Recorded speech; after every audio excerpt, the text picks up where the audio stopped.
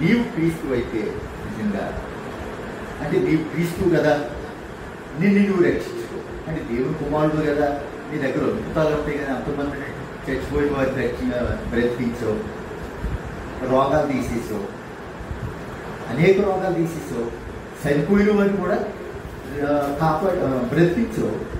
అయితే ఇప్పుడు నిన్ను నువ్వు కాపాడుకో, మమ్మల్ని కూడా కాపాడు, మా ఇద్దరు దొంగలమైన మమ్మల్ని కూడా కాపాడు అని మాట్లాడుతున్నాడు ఒక దాన్ని. అయితే రెండో వాడు వారిని గద్దించి, నీవు అదే శిక్ష విధిలో ఉన్నావు కనుక దేవుడికి భయపడవా? నీవు నేను దొంగనుడా, ఆయన దొంగతనం ఏం చేయలేదు, ఏ నేరం ఆయనలో లేదు. మనం విన్న కాడకి చూసిన కాడకి ఆయనలో ఏ చెడ్డ కార్యక్రమం కూడా చేసినట్టు మనం వినలేదు, చూడలేదు, మన కళ్ళతో మన చెవులతో వినలేదు. అలాంటిది ఆయన నీవు దూషిస్తున్నావు, నీవు రక్షించుకోండి, నువ్వు మమ్మల్ని కూడా రక్షించి మాట్లాడుతున్నావు. మనం కూడా శిక్షా విధిలోనే ఉన్నాం, ఆయనలాగే సిలువ మీద ఉన్నాం. మనకైతే ఇది న్యాయమే, నువ్వు దేవునికి భయపడతలేదు, మనకన్నావా ఇది న్యాయమే, మనం పొందదగదు ఇలాంటి శిక్ష. కానీ ఆయనకి శిక్ష వేస్తున్నారే యూదులు, ఆయన ఇలాంటి శిక్ష పొందతగడు. ఎందుకంటే అలా ఎలాంటి నేరం కూడా ఆయన చేయలేదని దొంగే చెప్తున్నాడు. మనకైతే ఇది న్యాయమే, మనము చేసిన వాటికి తగిన ఫలము పొందుతున్నాము, కానీ ఈయన ఏ తప్పిదములు చేయలేదని చెప్పి ఆయన చూచి, యేసు నీవు నీ రాజ్యములోనికి వచ్చినప్పుడు నన్ను జ్ఞాపకం చేసుకున్నామని నేను. అందుకు ఆయన వానితో, నేడు నీవు నాతో కూడా పరదేశంలో ఉండు అని నిశ్చయముగా నీతో చెప్పుచున్నాను నేను. అప్పుడు రామారామి మధ్యాహ్నం అయ్యారు.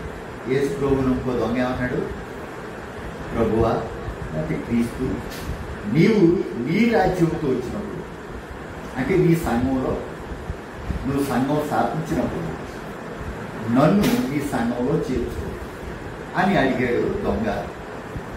నేడు నీవు నాతో కూడా పరదేశంలో ఉంటావు అంటే దేవుడి రాజ్యంలో ఉంటావు అని మాట్లాడాడు. 44 వచనంలో. అప్పుడు రమారమే మధ్యాహ్నం అయ్యాను. అది మొదలుకొని 3 గంటల వరకు ఆ దేశం అంతటి మీద చీకటి కమ్మి, సూర్యుడు అదృశ్యుడు అయింది, గర్భాలయకు తెర నడిమికి చిరిగింది. అప్పుడు యేసు గొప్ప శబ్దంతో కేకవేసి, తండ్రి నీ చేతికి నా ఆత్మను అప్పగించుకుంటున్నాను నేను. ఆయన ఎలాగూ చెప్పి ప్రాణం విడిచింది.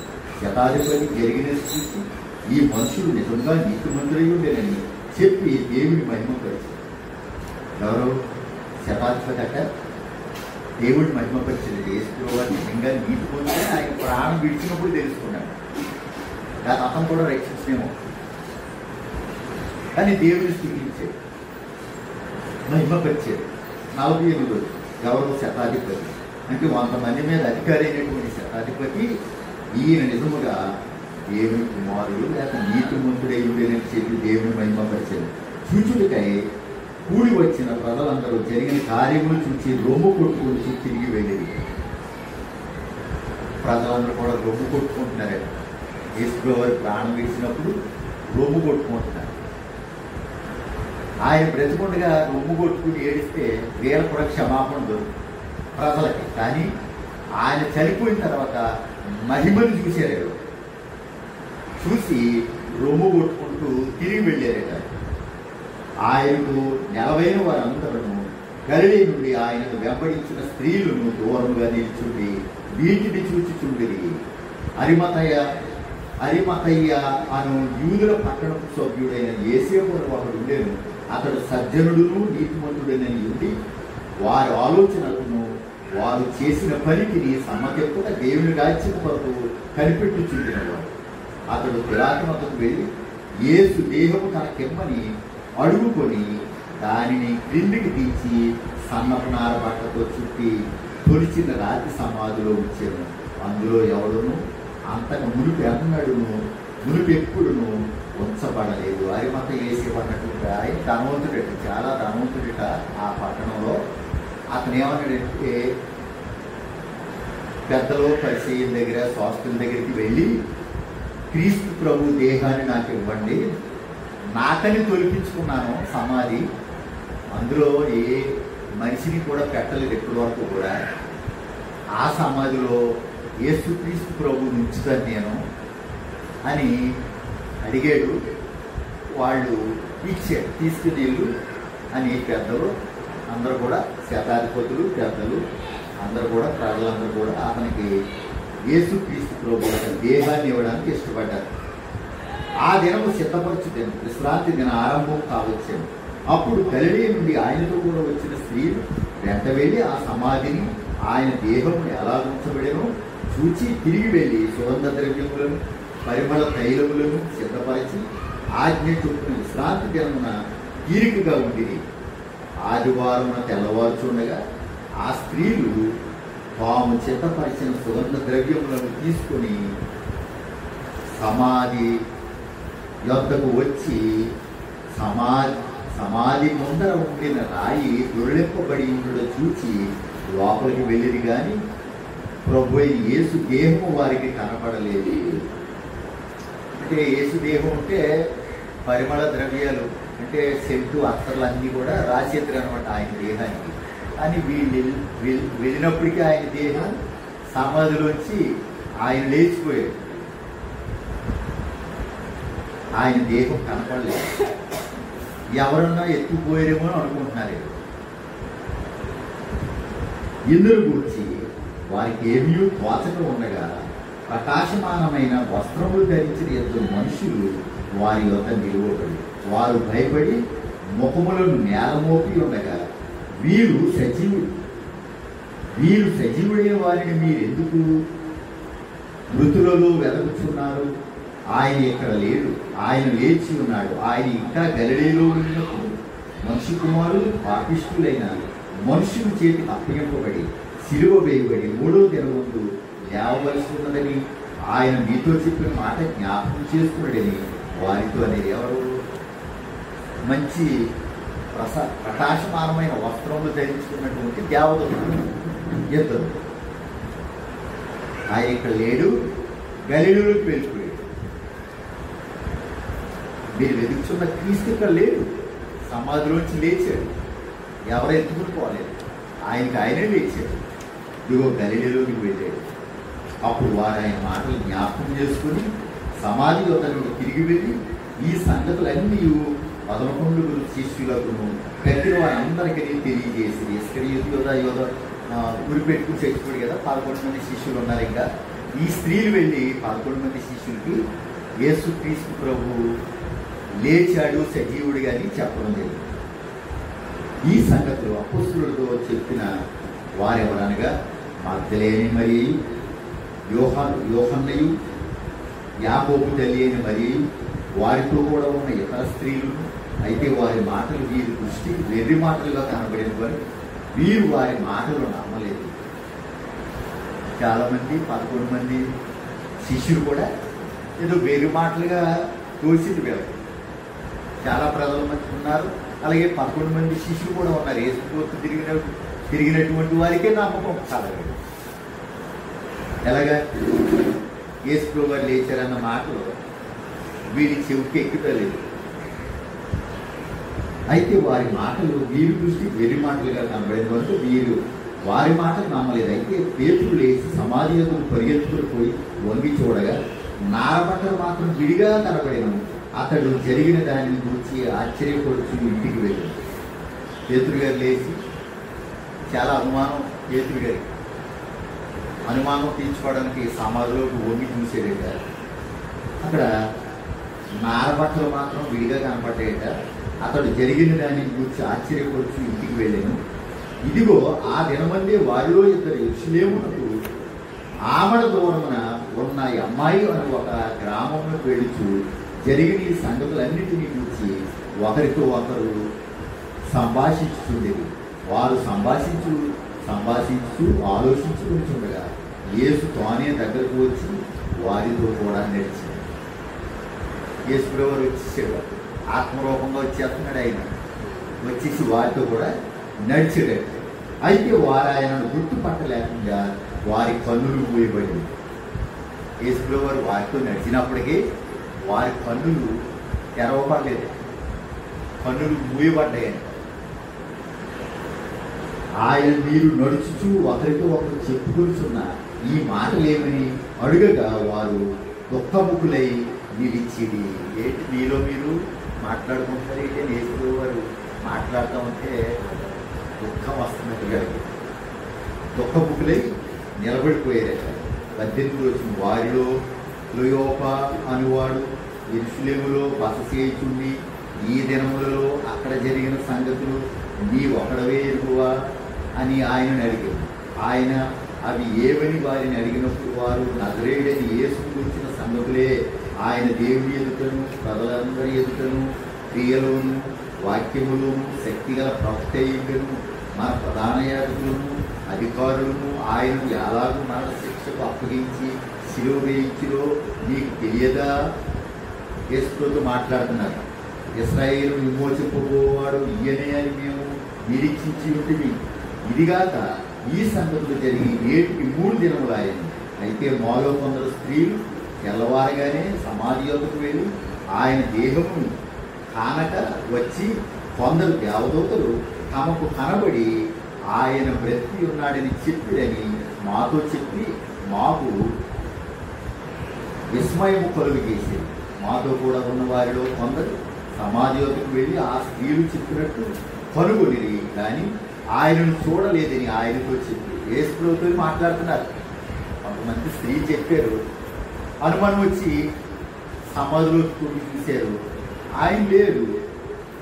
స్త్రీలు చెప్పినట్టుగానే ఆయన లేడు.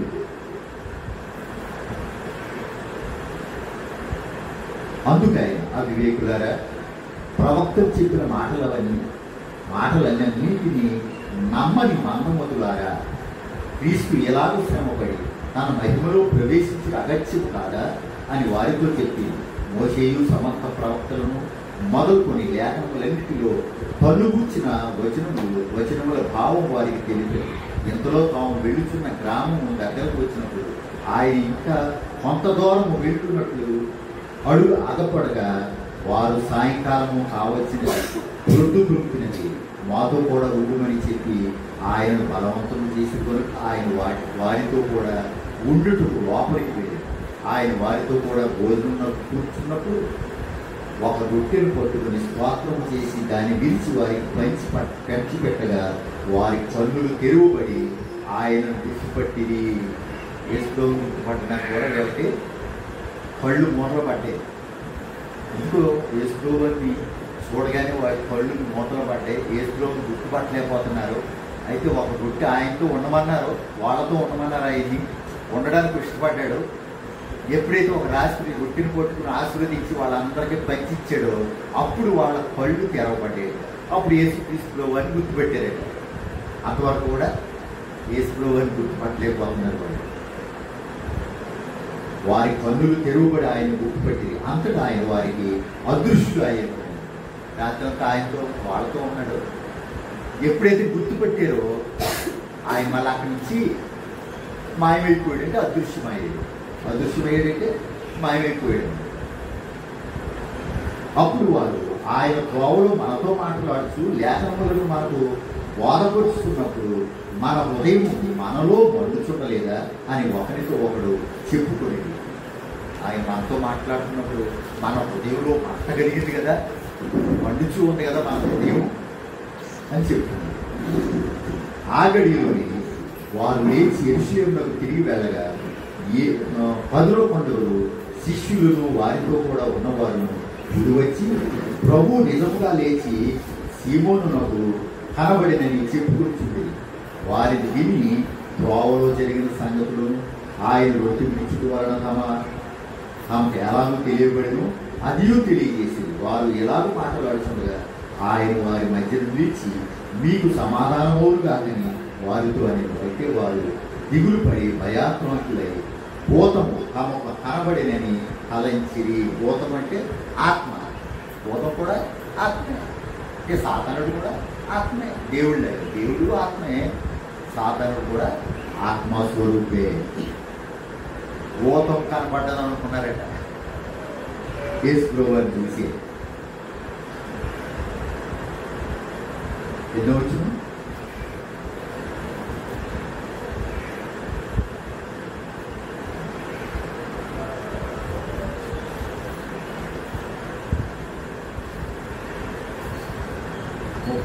అప్పుడు ఆయన మీరు ఎందుకు కలవరపరుచున్నారు, మీ హృదయములలో సందేహములు పుట్టనేలా, నేనే ఆయనను అనుటకు నా చేతులను నా పాదములను చూడుడి.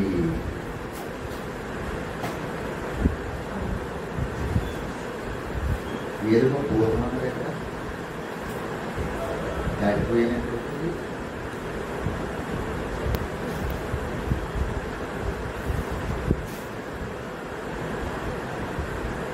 కొందరు శిష్యులను వారితో కూడా ఉన్నవారు కూడి వచ్చి ప్రభు నిజంగా లేచి సీమోనులకు కనబడేనని చెప్పుకుంటుంది.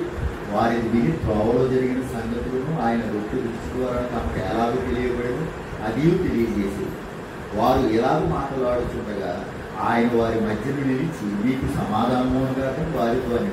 అయితే వారు దిగులు పడి దయాక్రాంతులై భూతము తమకు కనబడినని తలంచి, అప్పుడు ఆయన మీరెందుకు కలవరపరుచున్నారు, మీ హృదయములలో సందేహములు పుట్టనేలా, నేనే ఆయనను అనుటకు నా చేతులను నా పాదములను చూడుడి, నన్ను పట్టి చూడుడి. నాకున్నట్టుగా మీరు చూచుచున్న ఎముకలను మాంసమును భూతమున కొండవని చెప్పి తన చేతులను పాదములను వారికి చూపాను. అంటే పాదాల చేతుల్లో మేకులు ఇచ్చారు కదా, అంటే రెండు చేతులకి ఒకే మేకండి. అంటే ఒక కాలు వేరేగా ఒక కాలు వేరేగా పెట్టలేదు కదా, అంటే 3 మేకులు ఇచ్చారనమాట. కుడి చేతిలో ఒక మేకు, ఎడమ చేతిలో ఒక మేకు, 2 కాళ్ళు కాలు మీద కాలు పెట్టి ఒకే మేకు కొట్టారు, 3 మేకులు అని. అయితే కాళ్ళకి 2 కాళ్ళకి గాయాలయ్యాయి, 2 చేతులకి గాయాలయ్యి ఆయన గాయాలు చూపిస్తున్నారు. ఇదిగో నాకున్నట్టుగా మహిమ శరీరం ఆయనకి ఎప్పుడైతే సమాధి నుంచి లేచాడో అప్పుడు మహిమ శరీరం దాల్చాడు. అందుకే ఆయన తలుపులు వేసేసినప్పుడు కూడా శిష్యులు లోపల ఉన్నప్పటికీ ఆయన లోపలికి వెళ్ళిపోయాడు, మళ్ళీ బయటకు వచ్చేసాడు. అంటే మహిమ దేహం వల్ల జరుగుతుంది, కానీ మన దేహంతో ఆ పని జరగదు. అప్పుడు మహిమ శరీరం అయినప్పటికీ ఆయన చేతులు చూడండి, నా ప్రక్కలో బల్లెపూడు చూడండి, నా కాళ్ళకున్నటువంటి గాయాలు చూడండి, నాకు ముళ్ళ కిరీటం పెట్టారు, ముళ్ళ కిరీటం వల్ల అయినటువంటి తలకు గాయాలు చూడండి అని చూపిస్తున్నాడు. మీరు చూసినట్లుగా నా దేహానికి ఉన్నట్టుగా ఎముకలు మాంసము భూతానికి ఉండవు. అంటే భూతం నాలాగా ఉండదు, శరీరం మాంసం ధరించుకుని ఉండదు భూతం. ఆ భూతం ఆత్మ. నేనైతే క్రీస్తుని అని చెప్పడానికి ఆయన ఇవన్నీ ఆనవాలు చెప్తున్నాడు. వారు తన చేతులను పాదములను వారికి చూపాను. అయితే వారు సంతోషించేత ఇంకనూ నమ్మక ఆశ్చర్యపడుతుండగా ఆయన ఇక్కడ మీ యొద్ద ఏమైనా ఆహారం కలదని వారిని అడిగాను. వారు కాల్చిన చేప ముక్కను ఆయనకి ఇచ్చి ఆయన దానిని తీసుకొని వారి ఎదుట భుజించాను. భూతమైతే ఆత్మరూపంగా ఉంటుంది తప్ప భుజించదు కదా. భుజించడం అంటే ఒక ఆత్మ, దురాత్మ ఒక స్త్రీలో కానీ పురుషులో కానీ ప్రవేశిస్తుంది. దెయ్యం పట్టుకున్నటువంటి ఏ స్త్రీ ఉంది, ఒకని దెయ్యం పట్టుకుంటే వాడు సమాధుల్లో తిరిగేవాడు, రాళ్ళతో తన శరీరాన్ని గాయపరుచుకునేవాడు, సంఖ్యలేసి బంధించినా సరే సంఖ్యల్ని తుత్తునీలుగా చేసేసేవాడు. అంటే ఆత్మ, దురాత్మ వాళ్ళలో ఉంటే వాడికి బలం వచ్చింది. అంటే దురాత్మ చేయించింది ఆ పని, అంతే తప్ప ఒక మనిషిలాగా దురాత్మ రాడు. ఒక మనిషిలో ప్రవేశించి చేస్తాడు తప్ప వాడంతటి వాడు మనిషిలాగా రాడు. స్త్రీలో ప్రవేశించి స్త్రీ ఏం చేసింది, సోది చెప్పింది. ఆ గ్రామంలో పెద్దలు ఆ సోది చెప్పినప్పుడు తాను సంపాదించుకున్నటువంటి సంపాదన ఆ పెద్దలు, లేకపోతే ఆ ఊరి గ్రామ పెద్దలు అంటే మోతుబోలు మాటకారి తాను ఉన్నటువంటి వారు ఆ డబ్బులన్నీ లాక్కుపోరు అన్నమాట. ఈ స్త్రీకి ఆకలి తప్పులు ఉంది కదా, ఎందుకంటే పూర్వం ఆ దెయ్యం అందులో ప్రవేశించాడు కాబట్టి దెయ్యంగాడు ఈవిడ ఇంకా దగ్గర ఆహారం లేకుండా, భోజనం లేకుండా, డబ్బుకి లేకుండా తిరిగేసి సోది చెప్తూ ఉంది. చూసారా, దెయ్యం ఒక స్త్రీలో ప్రవేశించి సోది చెప్పడానికి ఉపయోగపడేది అన్నమాట. అలాగే ఒక పురుషుల్లో ప్రవేశిస్తే వాడు చేయి గొలుసులు కూడా తెప్పేసి ఉంటాడు. ఎందుకు పనికి రాకుండా తెప్పేసి ఉంటాడు. ఏదో గ్లూకోజ్ చెప్పినట్టుగా గ్లూకోజ్ కూడా తెప్పలేదు. ఒక్కోసారి కారం కూడా తెచ్చి చూడండి. మనం బట్ట కుట్టుకున్నప్పుడు కారం తెప్పాలనుకుంటున్నాం, తెగుతుందా? సన్నగా ఉన్నప్పుడు కారం కేవలం కారం తెగదు. అప్పుడు నోటితోటి దాన్ని కట్ చేస్తాం. అలా ఎన్నోసార్లు నేను చేసేది మీరు కూడా చేసి ఉంటారు అనుభవంలో కదా. అలాంటిది సంఖ్యలు వేసేస్తే వాళ్ళకి చేతులకి ఇట్టే తెప్పేసి కూడా వాళ్ళు దురాత్మ ఉండబట్టి వాడిని ఆ పని చేయించేది. అంతటా ఆయన మోసే ధర్మశాస్త్రంలోను ప్రవక్తల గ్రంథములలోను కీర్తనలలోను నన్ను గురించి రాయబడినవన్నీ నెరవేరవలనని నేను మీ యొద్ద ఉండినప్పుడు మీతో చెప్పిన మాటలు నెరవేరినవని వారితో చెప్పాను. అప్పుడు వారు లేఖనములు గ్రహించినట్లుగా ఆయన వారి మనస్సును తెరచి క్రీస్తు శ్రమపడి 3వ దినమున మృతులో నుండి లేచుననియు యెరూషలేము మొదలుకొని సమస్త జనములలో ఆయన పేరట మారు మనసును క్షమాపణయు ప్రకటింపబడుననియు రాయబడి ఉన్నది. ఈ సంగతులకు మీరే సాక్షి. ఇదిగో నా తండ్రి వాగ్దానం చేసినది మీ మీదకి పంపుతున్నాను. మీరు పైనుండి శక్తి పొందు వరకు పట్టణంలో నిలిచింపుడని వారితో చెప్పారు. ఆయన వేతనీయ వరకు వారిని తీసుకుని పోయి చేతులెత్తి వారిని ఆశీర్వదించారు. వారిని ఆశీర్వదించుండగా ఆయన వారిలో నుండి ప్రత్యేకింపబడి పరలోకమునకు ఆరోహణుడు ఆయన. వారు ఆయనకు నమస్కారం చేసి మహా ఆనందంతో యెరూషలేమునకు తిరిగి వెళ్ళి ఎడతెగక దేవాలయంలో ఉండి దేవుని స్తోత్రం చేయించుండేది. యెరూషలేము వెళ్తూ ప్రతిదినం కూడా దేవాలయంలోకి వెళ్ళిపోవడం, అక్కడ దేవుని మహిమపరుస్తూ స్తోత్రం చేస్తూ దేవుడికి ఉండేవారు. ఎవరు? జనాంగం అందరూ కూడా 11 మంది శిష్యులు, 12 మంది కూడా ఎన్నుకున్నారు. 12 మంది శిష్యులు అయ్యారు. మత్తీయులు ఎన్నుకున్నారు సీట్లు వేసి. అప్పుడు మళ్ళీ 12 మంది కూడా అయ్యారు. అప్పుడు ఆ 12 మంది సామాన్య మనకలాంటి మానవులు, అంటే జనాంగం యెరూషలేము వెళ్ళి యేసుప్రభు ఆరోహణం అయిపోయి పరలోకానికి వెళ్ళిపోయాడు. ఆయన వాళ్ళు చూస్తుండగానే మేఘాల్లోంచి కొనుక్కోబడ్డాడు, పరలోకానికి వెళ్ళిపోయాడు తండ్రి దగ్గర. అవన్నీ చూసిన తర్వాత వీళ్ళకి కళ్ళు తెరవబడ్డాయి. అమ్మో, ఈయన బ్రతికుండగా మనం అంగీకరించలేకపోయేవాడు. ఈయన మనం కళ్ళారా చూసాం పరలోకానికి వెళ్ళిపోవడం. పరలోకానికి ఎక్కిపోయాడు, మేఘాల్లోంచి వెళ్ళిపోయాడు. ఆయన మనం దేవుడిని స్తుతించాలి, దేవుడికి స్తోత్రాలు చెప్పాలని దేవాలయంలోకి వెళ్ళిపోయి ఎప్పుడండి యెరూషలేములో తిరిగి వెళ్ళి ఎడతెగక దేవాలయంలో ఉండి దేవుని స్తోత్రం చేయించుండేది. ఎడతెగక ఎడతెరుగు లేదు. ఏ రోజైనా వెళ్ళిపోయేవారు.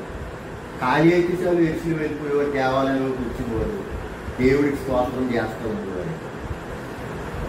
మరి ఇలాంటి వారిగా పరలోక రైతు అలాంటి వారికి కొట్టేస్తారు పరలోక రైతు. ఎడతెగక దేవాలయంలో ఉండి దేవుడికి స్తోత్రం చేయించుండేది. యోహాను సువార్త 1వ అధ్యాయం ఆదియందు వాక్యం ఉండేది. 40 దినాల వరకు కనిపించండి యేసు. ఆయన సమాధిలోంచి లేచిన తర్వాత 40 దినాల వరకు శిష్యులకి మగ్దలేనే మరియ, వేరొక మరియ, ఇతరితర మనుషులకు కనిపించాడు. 40 దినాల వరకు కనబడి అప్పుడు ఆరోహణం అయ్యాడు. ఒకరోజే కనబడి వెళ్ళిపోలేదు, ఎవరికి కనపడకుండా వెళ్ళిపోలేదు. అందరికీ కనిపించి, అంటే ఎవరెవరికి కనపడాలో ఆయన కనపరుచుకుని అప్పుడు పరలోకానికి వెళ్ళిపోయాడు. ఆదియందు వాక్యం ఉండేది, వాక్యము దేవుని యందు ఉండేది. దేవుడు అంటే వాక్యమే, వాక్యమే దేవుడు, దేవుడే వాక్యం. ఒక రూపం కాదు, ఏదో ఒక ఫోటో కాదు, ఏదో ఒక రూపాన్ని చేసుకుని పూజించేవాడు కాదు దేవుడు. ఆదియందు వాక్యం ఉండేది, వాక్యము దేవుని యందు ఉండేది, వాక్యము దేవుడై ఉండేది. ఆయన ఆదియందు దేవుని యందు ఉండేను. ఆయన అనగానే యేసుక్రీస్తు ప్రభువు అవసరం. ఇక్కడ ఆయన అంటే యేసుక్రీస్తు ప్రభు ఆదియందు దేవుని యందు ఉండేను. సమస్తమును ఆయన మూలంగా కలిగేది. ఎవరి మూలంగా? యేసుక్రీస్తు ప్రభు లేకుండా ఏది చేయలేదట. అంటే యేసుక్రీస్తు ప్రభు ఉన్నాడు, పరిశుద్ధాత్మ దేవుడు కూడా ఉన్నాడు. ఎవరి దగ్గర? తండ్రి అయిన దేవుని దగ్గర. ఆది యందు ఇప్పుడు చాలా వెనకటి దినాలకి ఆది యందు ఇంకా కౌంట్లెస్ అనమాట, దానికి లెక్క కట్టలేవు. ఆది యందు దేవుడు భూమి ఆకాశములను సృజించిన. ఆదికాండం 1:1. ఆది యందు దేవుడు భూమి ఆకాశములను సృజించను. ఇక్కడ ఆది యందు వాక్యం ఉండేను, వాక్యం దేవుని యొద్ద ఉండేను, వాక్యం దేవుడై ఉండేను, ఆయన ఆది యందు దేవుని యొద్ద ఉండేను, సమస్తమును ఆయన మూలంగా కలిగాను, కలిగి ఉన్నదేది ఆయన లేకుండా కొలగలేదు, ఆయనలో జీవం ఉండేను. ఎవరిలో? యేసుక్రీస్తు ప్రభువులో జీవం ఉన్నది, ఇంకెవరిలోనూ లేదు. ఇంకా దేవుడు ఉన్నాడు అనడానికి ఆ దేవుడిలో జీవం లేదు కదా, వీళ్ళలోనే జీవం ఉంది. చాలామంది క్రైస్తవులు కూడా తెలియకుండానే ఉంది. అంటే క్రైస్తవులు అని చెప్పుకునేవారు కూడా సంవత్సరానికి ఒకసారి గుణదల, విజయవాడ దగ్గర గుణదలు వెళ్ళిపోతూ ఉంటారు. మనం రైల్లో వెళ్తుంటే గుణదలు అనే గ్రామం విజయవాడ వెళ్ళకుండా యువతలే కనపడుతుంది. అక్కడ ఆలయాలు కనపడుతూ ఉంటాయి. రైలులో ప్రయాణం చేస్తూ ఉంటే రైల్లోకి కనపడతాయి ఆలయాలు. అలాగే ఇక్కడ గౌరీపట్నం అంటే రోమన్ క్యాథలిక్ వారు అలాగా సృష్టించేశారనమాట. మరియమ్మని, ఆ మరియమ్మ ఎత్తుకున్నట్టు యేసుప్రభువు వారు పిల్లవాడిగా ఉన్నట్టుగా మరియమ్మ బొమ్మలు. మన యానంలో పాపగారిని యానం హాస్పిటల్ పెట్టినప్పుడు ఆ రోడ్లోంచి వెళ్తూ ఉంటే అక్కడ 12 మంది శిష్యులు బొమ్మలు వేసారు. రోమన్ క్యాథలికులు కట్టినటువంటి ఆలయం 12 మంది శిష్యుల యొక్క బొమ్మలు వేసారు అక్కడ. ఒకడు సిలువ పట్టుకున్నట్టు, ఒకడేమో నావ మీద ఉన్నట్టు, ఏవో బొమ్మలు. అదంతా విగ్రహారాధనకు సంబంధించినటువంటి క్రియ. అంటే క్రైస్తవుల్లోనే విగ్రహారాధన గురించి ఎవరి గురించో రాయలేదు బైబిల్లో. క్రైస్తవులయ్యుడు కూడా విగ్రహారాధన చేస్తారనే యేసుప్రభువు వారి బాధ. అలాగే యెహోవా దేవుడు కూడా బాధ. ఏది? ఇశ్రాయేలీలు విగ్రహారాధన చేస్తున్నారని బాధపడేవాడు యెహోవా దేవుడు. అలాగే యేసుక్రీస్తు ప్రభువు వారు కూడా నన్ను విడిచిపెట్టి మరి వేరే తన తల్లే మరియమ్మ, కానీ మరియమ్మను పూజించడం కూడా యేసుప్రభువు వారికి ఇష్టం ఉండదు. యేసుప్రభువు వారు ఆగ్రహం చెందుతారు. ఉదాహరణకి కానా పెళ్లి విందులో యోహాను సువార్తలో మొట్టమొదటి సూచక్రియ కదది. మొట్టమొదటి సూచక్రియ ఏంటంటే నీళ్ళను ద్రాక్షారసం చేయడం. అది మొట్టమొదట యేసుప్రభువు వారు చేసిన సూచక్రియ అని రాయబడ్డది. అలాగే రెండవ సూచక్రియ కూడా రాయబడ్డది. ఇది యేసుప్రభువు వారు చేసిన రెండవ సూచక్రియ అని 2 సూచక్రియలు రాయబడ్డాయి. 3, 4, 5, 6 ఎన్నో సూచక్రియలు చేసేసారు కదా. ఇంకా అక్కడి నుంచి కౌంట్లెస్. ఇది 3వది, ఇది 4వది, ఇది 5వది అని రాయబడ్డది. ఇంకా 2 సూచక్రియలే రాయబడ్డాయి. అక్కడి నుంచి ఎన్నో ఇంకా కోపాలన్నమాట.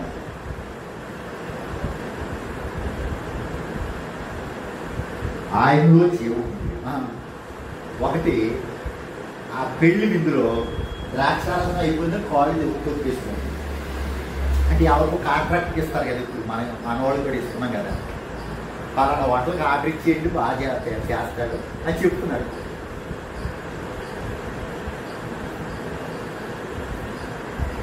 అప్పుడు కూడా పెళ్లి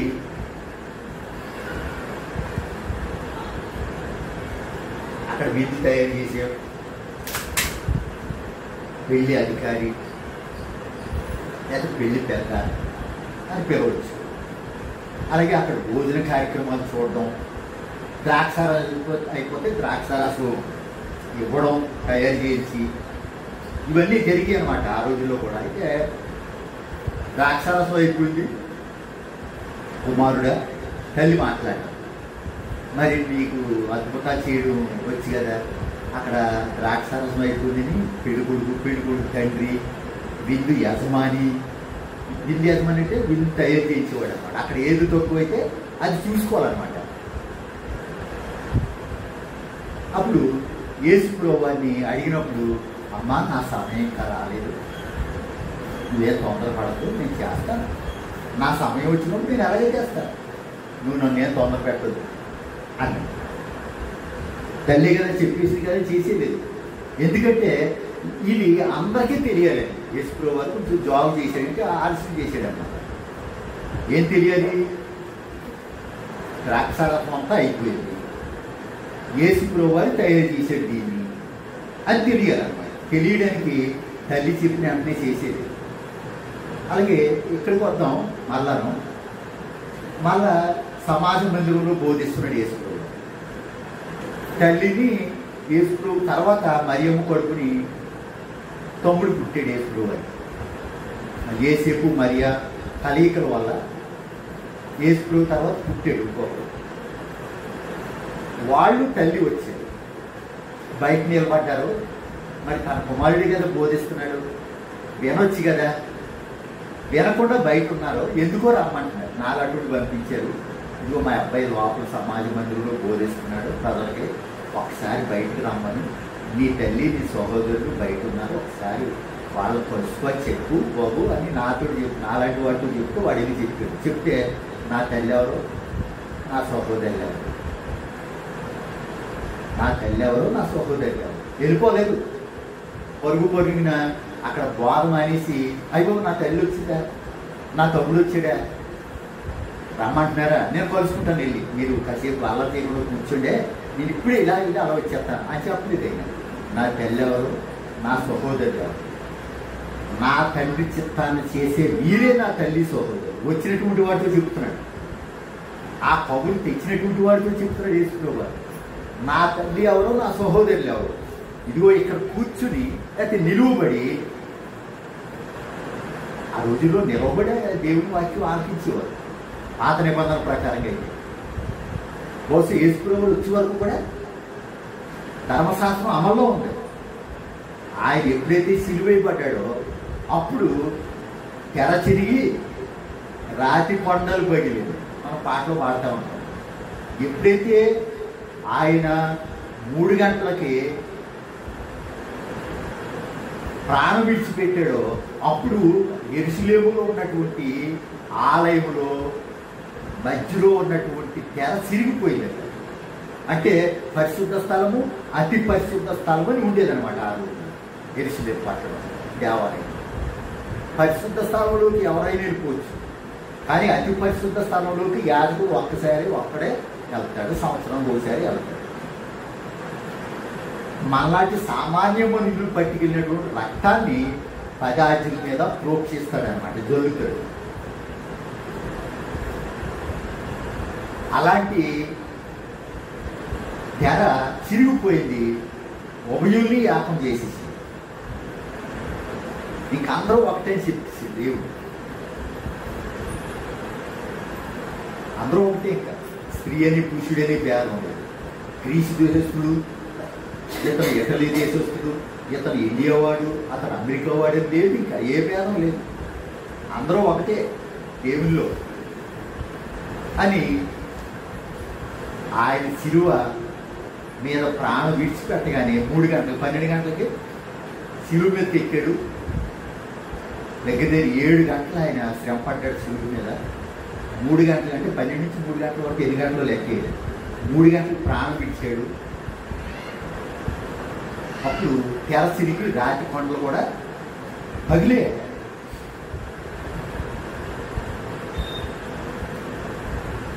అంటే మరియమ్మను పూజించడానికి యేసుప్రభు వారు కూడా నా తల్లే, నన్ను పూజించండి, నా తల్లిని కూడా పూజించండి అని చెప్పలేదు. అక్కడ కూడా నా తల్లి ఎవరో, నా సహోదరులు ఎవరు, వాళ్ళు నా మాటలు వినడానికి, లేకపోతే నా తండ్రి నాతో చెప్తున్నటువంటి మాటలు వినడానికి వారు లోపల సమాజ మందిరంలోకి రావట్లేదే.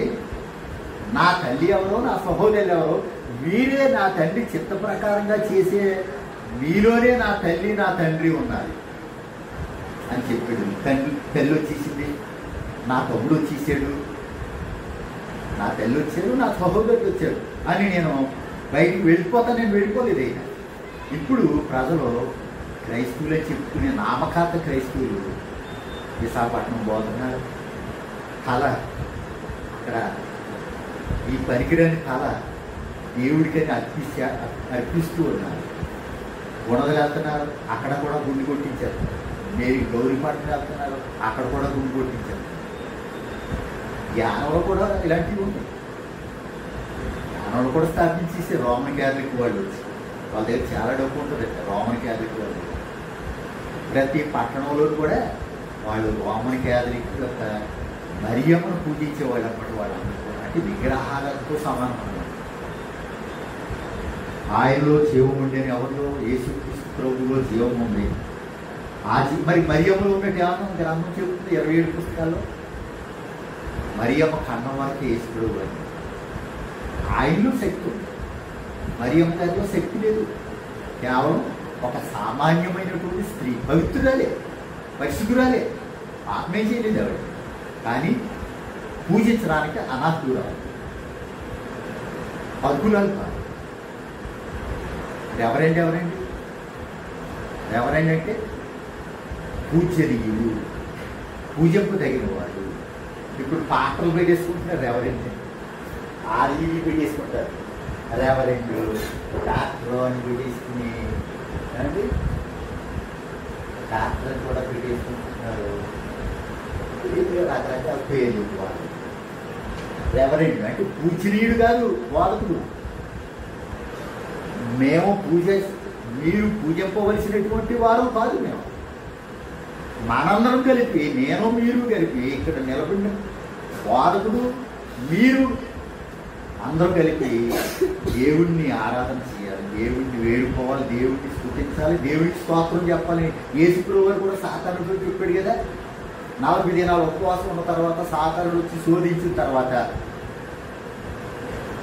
సాతానా నా దగ్గర నుంచి పో, నేను నీకు మొక్కలా, ఈ రాజ్యాలన్నీ నాకు ఇస్తావా? నువ్వు నేను కూడా, నీవు దేవుణ్ణి శోధింపవలదు, నీవు నేను కూడా దేవుడికే మొక్కాలి. నేను నీకు మొక్కడం కాదు, నువ్వు నేను దేవుడికి మొక్కాలి అని చెప్పు సాతాను. మరియమ్మ ఎవరండి? పూజారురాలు కాదు. యేసుక్రీస్తు ప్రభు ఒక్కడే పూజారుడు. ఆయనలో జీవం ఉంది. ఎవరిలో? దేవుళ్ళలో జీవం ఉంది. ఆ జీవం యేసుక్రీస్తు ప్రభు ద్వారా ఈ భూమి మీదకి పంపించినప్పుడు యేసుక్రీస్తు ప్రభు ద్వారా మనకి జీవం కావాలని యేసుక్రీస్తు ప్రభు అని పంపించాడు. అంటే యేసుక్రీస్తు ప్రభు అని అసలు ఎందుకు పంపించాడంటే, దేవుడు మనం డైరెక్ట్గా చూడలేం కాబట్టి ఆయన మనుషావతారం ఎత్తించి భూలోకానికి పంపితే, మరియమ్మ గర్భాన ఉదయపు చేస్తే మనుషులందరూ కూడా యేసుక్రీస్తు ప్రభు అని చూడగలుగుతారు. నన్ను చూసిన వాడు, శిష్యులు ఏమన్నారు? తండ్రిని మాకు కనపచ్చు ప్రభు, మాకు అంతే చాలు అన్నారు. ఏమన్నారు? తండ్రిని మాకు కనపచ్చు యేసు, మాకు అంతే చాలు, మా ఉదయం నిండిపోతుంది, పొంగిపోతుంది, పొంగిపోతుంది, తండ్రిని చూపించి చాలు అంటారు. నన్ను చూసిన వాడు తండ్రిని చూసినాడు. నన్ను చూస్తున్నావు నువ్వు నిరానించి చూడు, తండ్రి నాలో కనపడతాడు అని చెప్పు. ఆయనలో జీవం ఉండేది, ఆమెలో జీవం ఉండేది రాయలేదు. ఆయనలో జీవం ఉండేను, ఆ జీవం మనుషులకు వెలిగి ఉండేది. ఆ వెలుగు చీకటిలో ప్రకాశించున్నది కానీ చీకటి దాన్ని గ్రహింపుకుండేది. దేవుని యొద్ద నుండి పంపబడిన ఒక మనిషి ఉండేను, అతని పేరు యోహాను. దేవుని యొద్ద నుండి పంపబడిన ఒక మనుషుడు, అతని పేరు యోహానట, బాప్తిస్మ యోహాను. అతని మూలముగా అందరూ విశ్వసించినట్లు అతడు ఆ వెలుగును గురించి సాక్షి వచ్చింది. అతడు ఆ వెలుగై ఉండలేదు కానీ ఆ వెలుగును గురించి సాక్షించుటకు అతడు వచ్చాడు. నిజమైన వెలుగు ఉండేను, అది లోకంలోకి వచ్చి ప్రతి మనుషుని వెలిగించుకున్నది. ఆయన లోకంలో ఉండేను, లోకం ఆయన మూలంగా కలిగాడు, కానీ లోకం ఆయనను తెలుసుకున్నాడు. ఆయన తన స్వకీయులు అతడు వచ్చాడు, ఆయన స్వకీయులు ఆయన అంగీకరించలేదు. ఎవరు? సొంత వారే, సొంత యూదులే. యేసుప్రభు వారు యోధా గోత్రంలో పుట్టారు. యూదులే అంటే సొంత గోత్రంలో వారే. అలాగే తన స్వకీయులే యేసుక్రీస్తు ప్రభువుని అంగీకరించలేదని చెప్తున్నాడు కదా. 12 వచ్చింది. తను ఎందరు అంగీకరించారు వారికి అందరికీ, అనగా తన నామమునందు విశ్వాసం ఉంచిన వారికి దేవుడి పిల్లలకు ఆయన అధికారం అనుగ్రహించాడు. యేసుక్రీస్తు నామముందు ఎంతమంది అయితే విశ్వాసం ఉంచుతారో వారందరూ కూడా దేవునికి కుమారులు అవ్వడానికి అధికారం అనుగ్రహించలేదు. వారు దేవుని వలన పుట్టిన వారే కానీ రక్తం వలనైనను శరీరాక్షల వలనైనను మనుష్యాక్షల వలనైనను పుట్టిన వారు కారు అని చెప్తున్నాడు. మనం ఏం చెప్తున్నాడు? శరీరాక్ష వలన కానీ మనుష్యాక్ష వలన కానీ పుట్టిన వారు కాదు, కేవలం దేవుని పిల్లలు. ఎవరు? బాప్తిసం తీసుకున్న వారు దేవుని పిల్లలు, దేవుని వలన పుట్టినటువంటి వారు అని చెప్తున్నాడు. ఆ వాక్యము శరీరధారి కృపాశక్తి సంపూర్ణులుగా మన మధ్య నివసించను తండ్రి వలన కలిగిన అద్వితీయ కుమారుని మహిమ వలె మనము ఆయన మహిమను కలిగి ఉంటుంది. యోహాను ఆయన గురించి సాక్ష్యం ఇచ్చు, నా వెలుగు వచ్చేవాడు నాకంటే ప్రముఖుడు కనుక ఆయన నాకంటే ముందటి వాడు ఆయన నేను చెప్పిన వాడు ఈయన అని ఎలుగెత్తి చెప్పాను. ఇదిగో ఈయన చెప్పులు వారు ఇప్పటికైనాను నేను పాత్రుడను కాను. కేవలం ఊట్లు ఉన్నటువంటి కాళ్ళు విప్పడానికి కూడా నేను సరిపోను. నేను ఆయనకంటే 6 నెలల ముందు పుట్టినప్పటికీ నాకంటే ముందు ఉన్నటువంటి వాడు యేసుప్రభువాడు. అలాగే అబ్రహాము నీకు తెలుసునా అని అడిగాడు. అంటే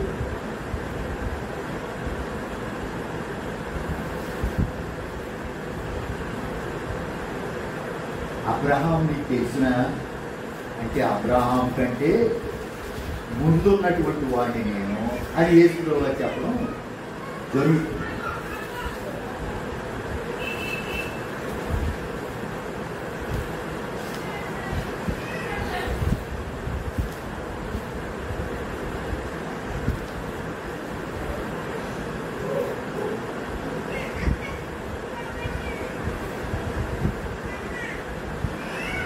తర్వాత చూద్దాం. అబ్రహాము నువ్వు ఎరుగుదువా అంటే అబ్రహాం కంటే నేను ముందున్నటువంటి వాడిని తీసుకోవాలి. అంటే ఎప్పుడు ఆది అందు దేవుడు ఎప్పుడైతే ఉన్నాడో అప్పుడే దేవుని కుమారుడైనటువంటి యేసుక్రీస్తు కూడా తండ్రి దగ్గర ఉన్నాడు. అలాగే పరిశుద్ధాత్మ కూడా తండ్రి అయిన దేవుడు ఎప్పుడున్నాడో అప్పుడే పరిశుద్ధాత్మ కూడా ఆయనతో ఉన్నాడు. ఈ ముగ్గురు ఉన్నారు ఒకే చోట ఒకేసారి, ముగ్గురు కూడా ఉన్నారు. వారికి ఆదని అంతమని లేదు. నేనే అల్పయు ఒమేగయు, నేనే అల్పయు ఒమేగయు, ఆది అంతము నేనే అన్నాడు యేసుప్రభువు.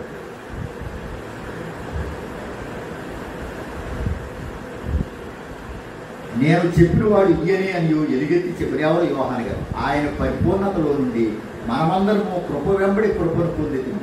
ధర్మశాస్త్రం మోషే ద్వారా అనుగ్రహింపబడిన కృపయు సత్యమును యేసుక్రీస్తు ద్వారా కలిగాను. ఎవడనూ ఎప్పుడైనా దేవుని చూడలేదు, తండ్రి రూపనున్న అద్వితీయ కుమారుడే ఆయనను బయలుపరిచాను. అంటే దేవుడిని ఏ నరుడు కూడా ఎప్పుడు చూడలేదు, చూసిన నరుడు బ్రతకడని చెప్పేశాడు. ఎక్కడ? నిర్గమకాండంలో చెప్పాడు, ఇక్కడ చెప్తున్నాడు. అలాగే తిమోతికి రాసినటువంటి పత్రికలు కూడా చెప్పాడు. ఏ నరుడును ఎప్పుడునూ దేవుని చూడలేదు, చూడనేరడు అని చెప్పాడు. ఇక్కడ కూడా ఏమన్నాడు? ఎవడును ఎప్పుడునూ దేవుని చూడలేదు. ఇప్పుడు మరి దేవుడు కనపడ్డాడు, నాకు కలలో కనిపించాడు, నాతో మాట్లాడాడని చెప్తున్నారు చాలామంది. అందుకే యేసుప్రభువు నేను చెప్పలేదు. యేసుప్రభువు వారి నేను వెళ్ళిపోయిన తర్వాత అబద్ధపు క్రీస్తు వస్తారు. పౌలు గారు కూడా చెప్పాడు, నేను వెళ్ళిపోయిన తర్వాత వేళ చనిపోతే క్రూరమైన తోడేళ్ళు మీ మధ్యకు వస్తారు, వాళ్ళు గొర్రె చర్మలు పప్పుని వస్తారు. వాళ్ళు తోడేళ్ళని తెలియకుండా గొర్రె చర్మలు పప్పుని వస్తారు. అంటే అబద్ధ బోధకుల గురించి చెప్తున్నట్టు. వారు క్రూరమైన తోడేళ్ళు, వారు అంటే మనుషులే, తోడేళ్ళు లాంటి గుణం ఉన్నటువంటి వారు. తోడేళ్ళు ఉన్నందుకు వచ్చిందనుకోండి, గొర్రెలు కానీ మేకలు కానీ మేస్తున్నాయనుకోండి, చల్లా చెదురు చేసేస్తారంటే ఒక మేకను పట్టుకోవడానికి పరిగెడతా ఉంటుంది, అన్నీ చల్లా చెదురు అయిపోతుంది. పట్టుకున్నది ఒక మేకనే, లేదా ఒక గొర్రెనే, కానీ అన్నీ చెదిరిపోతాయి. అంటే వాటి ప్రాణాలు కాపాడుకోవడం. కానీ చిక్కీని చివరికి ఒక మేక లేదా ఒక గొర్రె చిక్కుతుంది ఆ తోడేలు. సింహానికి కానీ ఎలుగుబంటి కానీ పులికి కానీ, అలాగే తోడేలు కూడా అంతే. అయితే తోడేలు చర్మం కప్పేయడానికి గోడెని తెలియకుండా గొర్రె చర్మం కప్పుకొని వస్తారు మీ మధ్యకి. మిమ్మల్ని కనికరింపురు వారు, మిమ్మల్ని చెదరగొడతారు వారు అని చెప్పాడు. ఎవడూ ఎప్పుడైనా దేవుడిని చూడలేదు. తండ్రి రొమ్ముననున్న అద్వితీయ కుమారుడు ఆయనను బయలుపరిచిన ఎవరు? యేసుక్రీస్తు ప్రభు వారే తండ్రిని బయలుపరిచాడు. అంటే ఇప్పుడు యేసు ప్రభు వారు ఉన్నప్పుడేమో నన్ను చూసిన వాడు తండ్రిని చూసినట్టే అన్నాడు కదా. అది యోహాను సువార్తలోనే కనపడుతుంది మనకి. యోహాను సువార్తలోనే మనకు కనపడుతుంది. మనం ఇంకా ముందు చదువుతూ ఉంటే ఆ మాటలు మనం చూస్తాం. అంటే నన్ను చూసిన వాడు తండ్రిని చూసినట్టే అని చెప్పే మాటలు. యేసుప్రభువుని చూస్తే నన్ను చూసినట్టే అని చెప్పాడు. అక్కడ ఉన్నటువంటి శిష్యులతోటి, సామాన్య ప్రజలతోటి, అందరితో. మరి ఇప్పుడు యేసుప్రభువు లేరు కదా, మనకు తండ్రి ఎలాగా కనిపిస్తున్నాడు? ఎలా చూడగలుగుతాం తండ్రిని? అంటే వాక్యంలోనే తండ్రి దేవుడు కనపడతాడు, రక్షకుడు యేసుక్రీస్తు ప్రభు కనపడతాడు, పరిశుద్ధాత్మ కనపడతాడు. తండ్రి కనపడతాడు, కుమారుడు కనపడతాడు, యేసుక్రీస్తు ప్రభు, యేసుక్రీస్తు యొక్క తమ్ముడు పరిశుద్ధాత్ముడు కూడా కనపడతాడు. మనకి తండ్రి, కుమారుడు, పరిశుద్ధాత్ముడు. అంటే ఈ పరిశుద్ధాత్ముడు యేసుక్రీస్తు ప్రభు వారికి తమ్ముడే కాదు. రొమ్మునున్నటువంటి, అంటే తండ్రి రొమ్మునున్నటువంటి అద్వితీయ కుమారుడే ఆయనను బయలుపరిచాడు. తండ్రిని బయలుపరిచేశాడు. ఇదిగో తండ్రి ఎలా ఉంటాడో. రూపురేఖలు ఏమి లేవు, వాక్యమే మన ఇళ్లలో ఉండాలి, ఫోటోలు కాదు. అంటే మనం ఏ క్యాలెండర్లు ఎవరైనా ఇస్తారో లేదా మనం కొనుక్కున్న క్యాలెండర్లు కూడా మనం రూపంలోని క్యాలెండర్లే కొనుక్కోవాలి కూడా. ఎక్కువ క్రీస్తు సంఘస్థులు యేసుప్రభువు ఎలా ఉన్నట్టుగా, అంటే మళ్ళా పిడి సుందరరావు గారు అనుసరులు మళ్ళీ యేసుప్రభువు ఫోటో అంటే అలాగ ఉండాలి, యేసుప్రభువు ఎలా ఉంటాడన్న ఫోటోలు పెడుతున్నారు వాళ్ళు. యేసుప్రభువు కూడా అలా లేడు, ఆత్మస్వరూపుడు. 33.5 సంవత్సరాలు చనిపోయిన తర్వాత తిరిగి లేచిన తర్వాత 40 దినాల వరకు ఆత్మస్వరూపైన సరే శారీరకంగా కనపడ్డాడు. తర్వాత ఆరోహణం అయిపోయాడు. రక్తమాంసములు దేవుని రాజ్యమును స్వతంత్రించుకోననేరవు అని మాట కనపడుతుంది మనకి. రక్తమాంసాలు అంటే ఈ రక్తమాంసాలు దేవుని రాజ్యాన్ని, పరలోక రాజ్యం వెళ్ళడానికి ఈ శరీరం రక్తం సరిపోదట, ఎముకలు ఉంటే సరిపోదట, వెళ్ళదట, మార్పు చెందాలట ఈ శరీరం. ఎప్పుడు మనం చనిపోయినప్పుడు ఒకవేళ యేసుక్రీస్తుకోవాలి, లేకపోతే మనం బ్రతుకున్న ఒకవేళ యేసుక్రీస్తు వస్తే మధ్యాకాశానికి, అప్పుడు మనం బ్రతుకున్నటువంటి వారి యొక్క శరీరాలన్నీ కూడా మహిమ శరీరాలుగా తయారైపోతాయి ఆటోమేటిక్గా. అప్పుడు ఆయన చూస్తాము, అప్పుడు మనల్ని తండ్రి దగ్గరికి చేరుస్తాడనమాట. నీవెవడు అని అడుగుతూ యూదులు యెరూషలేము నుండి యాజకులను, లేవీలను యోహాను అతడు పంపినప్పుడు అతను ఇచ్చిన సాక్ష్యం ఇదే. అతడు ఎరుగనక ఒప్పుకొనేను, క్రీస్తును కాలిలో ఒప్పుకొనేను. కాగా వారు మరి నీవెవడవు, నీవు ఏలియావా అని అడుగగా అతడు కానెను. నీవు ఆ ప్రవక్తవని అడుగగా కానెను ఉత్తరం ఇచ్చాడు. కాబట్టి వారు నీవెవరు, మమ్ము పంపిన వారికి మేము ఉత్తరం ఇవ్వలేడు కనుక నిన్ను గురించి నీవేమి చెప్పుకుంటున్నావని అతనిని అడిగేది. అంటే యేసు వారు కంటే మరి 6 నెలల ముందు పుట్టాడు కదా, బాప్తిసంపడానికి వచ్చాడు, ప్రసారం చేస్తున్నాడు. నేను మార్గాన్ని సరళం చేయడానికి వచ్చాను, నా వెనుక వచ్చినటువంటి వాడు చాలా శక్తిమంతుడు.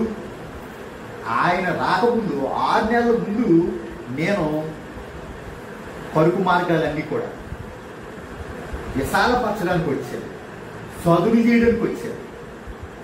అంటే రోడ్లు వేయడానికి కాదు, అంటే అలా ఉన్నటువంటి ప్రజలను నేను మార్చడానికి వచ్చాను. రకరకాల ప్రజలు ఉంటారు కదా, అలాంటి వారి మనసులన్నీ కూడా మార్చడానికి నేను ముందుగా వచ్చాను. నా వెనుక వచ్చే శక్తిమంతుడు ఒక ఆయన ఉన్నాడు, ఆయన నాకంటే శక్తిమంతుడు. నేను కేవలం బాప్తిసంపడానికి వచ్చాను, నా తర్వాత వస్తాడు నా వెనక, అతను చాలా శక్తిమంతుడు. నేను అగ్ని, నేను నేలతో బాప్తిస్తానేమో కానీ ఆయన అగ్నిలో కూడా బాప్తిస్తాడు కాదు అని చెప్పాడు యోహాను గారు. అయితే వీళ్ళు వచ్చినటువంటి వారు అసలు నువ్వెవరో చెప్పు, నువ్వెవరో అంటే ఎవడనే మాట వాళ్ళది, కానీ నీవెవరో, మమ్మల్ని పంపినటువంటి అధికారులకు మేము సమాధానం చెప్పాలి కదా, నువ్వెవరో తెలిసి అని అడుగుతున్నారు.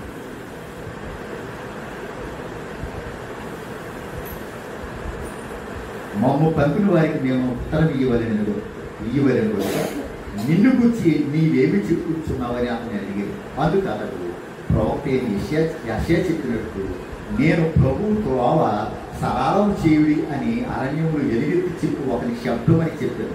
పంపబడిన వారు పరిచయులకు చెందిన వారు నీవు క్రీస్తు అయినను ఏలియావైనను ఆ ప్రవక్తవైనను కానీ ఎడల ఎందుకు బాప్తిస్మిస్తున్నావని అతనే అడుగుగా, మరి నీవు క్రీస్తు కాకపోయినా ప్రవక్తవు కాకపోయినా ఆ ప్రవక్తవు కాకపోయినా ఏలియావు కాకపోయినా మరి ఎందుకు బాప్తిస్తున్నావు నువ్వు అడిగితే యోహాను నేను నీళ్లలో బాప్తిస్మిస్తున్నాను కానీ నా వెనుక వస్తున్నవాడు మీ మధ్య ఉన్నాడు, మీరు ఆయన ఎరుగరు ఆయన చెప్పిన వారు ఇప్పటికైనా నేను యోగ్యుడు కాని వారితో చెప్పాను. యోహాను బాప్తిస్మిస్తున్న యోర్దాను నదికి ఆవరణ బేతనీలో ఈ సంగతులు జరిగింది. మరునాడు యోహాను యేసు తన యొద్దకు రాగా చూచి, ఇదిగో లోకపాపమును మోసుకొని పోవు దేవుని గొర్రె పిల్ల. యేసు ప్రభువు ఎప్పుడైతే యోహాను గారి దగ్గరికి వచ్చాడో 29వ వచనంలో, ఇదిగో లోకపాపమును మోసుకొని పోవు దేవుని గొర్రె పిల్ల అంటే దేవుని గొర్రె పిల్లగా పోల్చి లోక పాపాలన్నీ కూడా మోసుకుపోతున్నటువంటి దేవుని గొర్రె పిల్ల ఇతను. నా వెనుక ఒక మనుషుడు వచ్చున్నాడు, ఆయన నాకంటే ప్రముఖుడు కనుక నాకంటే ముందుటి వాడు ఆయనని నేనెవరి గురించి చెప్పినో ఆయనే ఈయన. నేను ఆయనను ఎరుగనైతిని కానీ ఆయన ఇశ్రాయేలుకు ప్రత్యక్షమవుటకు నేను నీళ్లలో బాప్తిస్మిస్తూ వచ్చిందని చెప్పాను. మరియు యోహాను సాక్ష్యం ఇచ్చు ఆత్మ తోవడం వలె ఆకాశం నుండి దిగి వచ్చి చూచితిని, ఆ ఆత్మ ఆయన మీద నిలిచాను. నేను ఆయనను ఎరుగనైతిని కానీ నీళ్లలో బాప్తిస్మిచ్చుటకు నన్ను పంపినవాడు నీవెవరి మీద ఆత్మ దిగి వచ్చి నిలుచుట చూతువో ఆయనే పరిశుద్ధాత్మలో బాప్తిస్మిచ్చువాడని నాతో చెప్పాను. ఈయనే దేవుని కుమారుడని నేను తెలుసుకుని సాక్ష్యం ఇచ్చితనని. ఇప్పుడు నీవెవరు అని అడగడానికి వచ్చారు కదా అధికారులు పంపగా వచ్చినటువంటి వారికి యోహాను గారు ఈ మాటలన్నీ చెప్తున్నాడు అనమాట. నేను కూడా ఆయన ఎరగనైతిని. అయితే దేవుడు పరిశుద్ధాత్మ నేను ఎవరి మీదకైతే పంపుతానో ఆయనే నా కుమారుడు అని తెలుసుకో యోహాను నీవు అని చెప్పాడు దేవుడు. ఆకాశం నుంచి నాతో మాట్లాడాడు. అప్పుడు దేవుని యొక్క ఆత్మ యేసుక్రీస్తు ప్రభు మీదకి దిగినప్పుడు ఆయనే దేవుని కుమారుడని నేను తెలుసుకున్నాను, నేను సాక్ష్యం ఇచ్చాను. ఈయనే దేవుని కుమారుడిని నేను తెలుసుకుని సాక్ష్యం ఇచ్చితేనేను. 35వ వచనం, మరుడా యోహాను అతని శిష్యులలో ఇద్దరు నిలుచుండగా అతడు నడుస్తున్న యేసు వైపు చూసి, ఇదిగో దేవుని గొర్రె పిల్లని చెప్పాను. అతడు చెప్పిన మాట ఆ ఇద్దరు శిష్యులు విని యేసును వెంబడించిరి. దేవుని గొర్రె పిల్ల అనగానే ఒక ఇద్దరు శిష్యులు యేసు ప్రభువుని వెంబడించారు. ఏం చూశారు? యేసు ప్రభువుని ఏమన్నా ఇస్తాడని వెంబడించారా? ఇప్పుడు యేసు ప్రభువుని నమ్ముకోవడం ఏదో ఇస్తాడని వెంబడిస్తున్నారు చాలామంది. క్రీస్తు సంఘస్థులకు తెలుసు కాబట్టి ఆయన పరలోక రాజ్యం ఇస్తాడని తెలుసు కాబట్టి ఆయన వెంబడించేవారు చాలా ఎక్కువ క్రీస్తు సంఘాల్లో. కానీ ఆయన ఏదో ఇస్తాడని, అంటే మనకు కావలసినవన్నీ కూడా యేసు ప్రభువు ఇస్తాడని వెంబడించేవారు చాలా ఎక్కువ. క్రీస్తు సంఘంలోనూ ఆయన వెంబడించేవారు ఉన్నారు, ఏమి ఇవ్వడని తెలిసి కూడా వెంబడించేవారు ఉన్నారు, ఏదో ఇస్తాడని వెంబడించేవారు కూడా చాలా మంది ఉన్నారు. ఇదిగో దేవుని గొర్రె పిల్లని మరో పర్యాయం యోహాను గారు చెప్పినప్పుడు అతడు చెప్పిన మాట ఇద్దరు శిష్యులు విని యేసును వెంబడించారు. యేసు వెనుకకు తిరిగి వారు తను వెంబడించుడు చూచి మీరేమి వెతుకుతున్నారని వారిని అడుగగా, వెంబడించడం చూసాడు యేసు వారు. వృత్తినే వెంబడించారు కదా ఎవరు కూడా. ఏదో దొరుకుతుందని వెంబడిస్తారు. అయితే యేసు వారు కూడా వారిని ఎరిగి, వారి ఉద్దేశాలు ఎరిగి, వారి అంతరాత్మలు తెలుసుకొని, ఎందుకు నన్ను వెంబడిస్తున్నారు మీరు? నాలో ఏం చూసి వెంబడిస్తున్నారు మీరు? నేనేమిస్తానని వెంబడిస్తున్నారు మీరు అని అడుగుతున్నారు. రబ్బీ, నీవు ఎక్కడ కాపురం ఉన్నావని ఆయనను అడిగి, రబ్బీ అనే మాటకు బోధకుడని అర్థం. వచ్చి చూడుడని ఆయన వారితో చెప్పగా వారు వెళ్ళి ఆయన కాపురం ఉన్న స్థలము చూచి ఆ దినము ఆయన యొద్ద బస చేసి, వచ్చి చూడండి నేను ఎక్కడ ఉన్నాను, నేనేం చేస్తున్నాను, నేను ఎక్కడ కాపురం ఉంటున్నాను, నన్ను చూడండి వచ్చి, అసలు నా పని ఏంటో, నేను ఈ భూమి మీదకి ఎందుకు వచ్చాను, మీరు ఎందుకు నన్ను వెంబడిస్తున్నారో అది కూడా మీరే తెలుసుకుంటారు, వచ్చి చూడండి.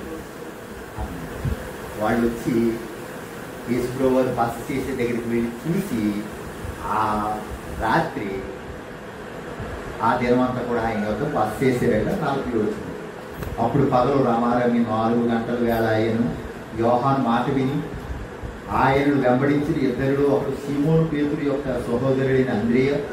ఇతడు మొదట తన సహోదరుడైన సీమోను చూచి, మేము మెస్సియను కనుగొంటుమని అతనితో చెప్పి యేసునొద్దకు అతని తోడుకొని వచ్చాను. మెస్సియను మాటకు అభిషిక్తుడని అర్థము. యేసు అతని వైపు చూచి, నీవు యోహాను కుమారుడు అయిన సీమోను, నీవు కేపానబడుదు అని చెప్పాను. కేపాను మాటకు రాయి అని అర్థము. నీవు కేపాన పడతావు. పేతురన్నా పీటర్ అంటే రాయి, కేప అన్నా సరే రాయి. రాయి అంటే పెద్ద పండ అన్నమాట, కదల్చబడదు, ఎవరో కదపలేరు దాన్ని. బండ ఎక్కడుందో ఎక్కడ పడేస్తే అక్కడే ఉంటుంది, అంతే కదా, కదలదు. అందుకనే ఈయన మాటలు విని వాటి చెప్పులు చేయి ప్రతి వాడు కూడా బండ మీద తన ఇల్లు కొట్టుకున్న బుద్ధిమంతులు పోలి ఉంటాడు. అంటే ఇలాంటి కట్టడం గురించి చెప్పాడు, అలాగే మన కుటుంబాల గురించి చెప్పాడు. అంటే నా మాటలు విని వాటి ప్రకారంగా చేసేవాడు తన ఇంటిని బండ మీద ఉన్నట్టుగా తన ఇంటిని పని కొట్టుకుంటాడు. అంటే తన కుటుంబ సభ్యుల్ని కట్టడం, క్రీస్తు ప్రభువులు కట్టడం. అంతేగాని ఇల్లు కూడా ఎలా పడితే అలా కట్టేయండి. నువ్వు ఒక మేస్త్రితో కట్టేవనుకోండి, కట్టేడు అలా కట్టేస్తే అలాగండి బాబు, పడిపోతాడు బాబు, ఆ తర్వాత మళ్ళీ నా మీద పడతారు వచ్చి అంటాడు. అంతే కదా. ఒక అంజీకి ఆ వెనకాల ఇల్లు కట్టు బాబు, ఏదో 3-4 దినాల్లో కట్టింది. ఎలా కట్టేసినా పర్లేదు అంటే ఒప్పుకుంటాడండి. ఏ మేస్త్రి ఒప్పుకోడు, అంజీ ఏ మేస్త్రి కూడా ఒప్పుకోడు. కాబట్టి ఎలా పడితే అలా కట్టేయడానికి వీల్లేండి, అది ఎలా పడితే అలా కట్టేయడానికి వీల్లేదండి. దానికి ఒక పునాది అంటూ ఉంటుందండి, అది కూడా గట్టిగా వేయాలండి పునాది. ఆ పునాది వేయకపోతే మీకు ఇల్లు నిలబడదండి అని చెప్తాడు యేసుప్రభువు కూడా.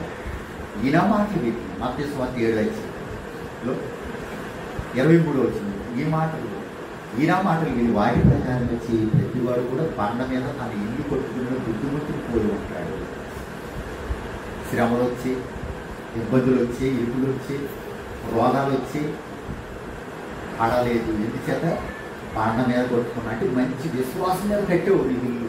అంటే మంచి విశ్వాసం ఉంది నీలో, అంచేత రోగం వచ్చినా భయపడలేదు. యేసు నమ్ముకుంటే ఇలాగే ఉంటుందన్నమాట, రోగం వస్తుందన్నమాట. యేసు నమ్మకూడదు అనుకుని వెనక్కి వెళ్ళిపోయేవారు ఇసుక మీద కట్టినటువంటి ఇంటిని కోరిన వారు అయి ఉంటారు. అన్నం దొరుకుతలేదా? యేసు నమ్ముకున్నందుకు అన్నం కరువు అయిందా?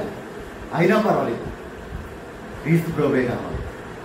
ఎందుకంటే ఈ భూమి మీద అయితే ఆకలి దప్పులకు బాధపడతాం, కానీ పరలోకం వెళ్ళిపోతే అక్కడ ఆకలి దప్పులు లేవు, రోగాలు లేవు, అక్కడ నిత్యం కూడా ఆనందమే అని చెప్తున్నాడు. కాబట్టి ఈ భూమి మీద ఏమి లేకపోయినా అక్కడ ఆనందం ఉన్నదా, అక్కడ ఆకలి దప్పులు ఉండవు. దేవుడితో నిత్యం కూడా ఆయన ముఖ దర్శనం చేస్తాను నేను అని బండ మీద కొట్టుకున్నటువంటి బుద్ధిమంతులు అనుకుంటారు.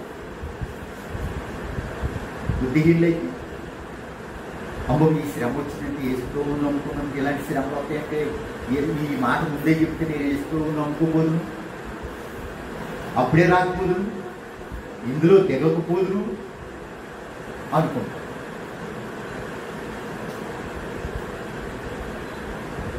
ఎక్కడున్నాం?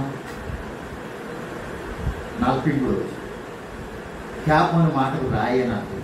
మొన్నాడు ఆయన గలిలేకి వెళ్ళబోయి పిలుపును కనుగొని నన్ను వెంబడించుకుని అతనితో చెప్పి, పిలుపు కనపడేటట్టు కలిగి నన్ను వెంబడించవయ్యా.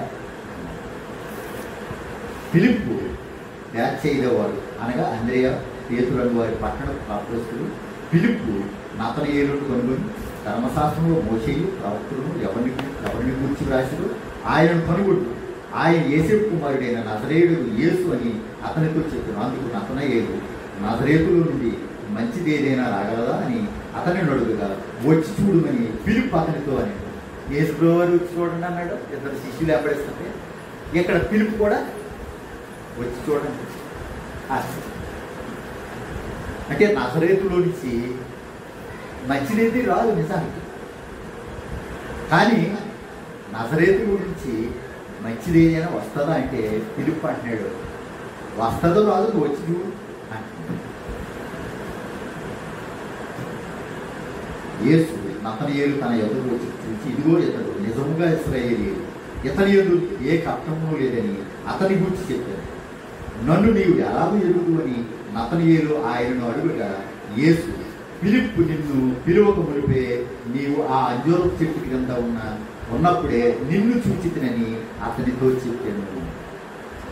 నతనయేలుని ఎక్కడ చూసాడట? ఒక చెట్టు కింద ఉంటే ఆ చెట్టు కింద చూసాడట యేసుప్రభువు. పిలుపు పరిచయం చేయడు కాదు నతనయేలుని. పిలుపు తెలియనప్పుడే నతనయేలుని చూసాడట యేసుప్రభువు. అప్పుడు ఆ చెట్టు కింద ఉన్నప్పుడే నిన్ను చూశానయ్యా అని అతనితో చెప్పాడు. నతనయేలు, బోధకుడా నీవు దేవుని కుమారుడు. మరి ఎలా చెప్పగలిగాడు? నతనయేలుని దేవుని కుమారుడు కాబట్టి చెప్పగలిగాడు. అందుకని నతనయేలు ఏమంటాడు? బోధకుడా నీవు దేవుని కుమారుడు, ఇశ్రాయేలు రాజు అని ఆయనకు ఉత్తరం ఇచ్చాను. ఇశ్రాయేలుకు రాజువు, మనకు కూడా రాజే, క్రైస్తవులు కూడా రాజే. ఆయన ఇప్పుడు పరిపాలన చేస్తున్నాడు పరలోకం నుండి భూమి మీదకి వచ్చి పరిపాలన చేయవలసిన అవకాశం యేసుప్రభువారు. అలాంటి పాడు బుద్ధి ఏమి భూలోకంలో పరిపాలన చేయాలని యేసుప్రభువారికి లేదు. ఆయన రాజ్యం వేరే. నేను ఈ లోక సంబంధిని కాదు, నేను పరలోక సంబంధిని. ఈ లోకంలో పరిపాలన చేయాలని నాకు లేదు, నేను చెయ్యను కూడాను. ఈ లోకంలో పరిపాలన చేయాలని ఏం లేదు. పరలోకంలో రాజు నేను. ఆ రాజ్యానికి మిమ్మల్ని అందరం తీసుకెళ్ళడానికి వచ్చాను, మార్గం ఏర్పాటు చేయడానికి వచ్చాను, మార్గం చూపించడానికి వచ్చాను. మిమ్మల్ని అందరూ కూడా నేను ఏళ్తాను పరలోకంలో. నా తండ్రి కుడిపార్శ్వం నుండి నేను రాజ్య పరిపాలన చేస్తాను. ఈ భూలోకంలో ఏలాలని ఏమి లేదు నాకు అని యేసుప్రభువు చెప్తున్నాను. నన్ను నీవు ఎలాగెదుగు అని నతనయేలు ఆయన అడుగగా, యేసు, పిలుపు నిన్ను పిలువకు మునిపే నీవు ఆ అంజూరపు చెట్టు కింద ఉన్నప్పుడే నిన్ను చూచితినని అతనితో చెప్పాడు. నతనయేలు, బోధకుడు నీవు దేవుని కుమారుడు, ఇశ్రాయేలు రాజు అని ఆయనకు ఉత్తరం ఇచ్చాను. అందుకు యేసు, ఆ అంజూరపు చెట్టు కింద నిన్ను చూచితినని నేను చెప్పినందువలన నీవు నమ్ముతున్నావా? ఏదో అంజూరపు చెట్టు కింద ఉన్నప్పుడే నిన్ను చూసేనని నమ్ముతున్నావు ఎటు నువ్వు కానీ నన్ను అలా నమ్మకం. నిన్ను పిలిచానని నమ్మకం నన్ను.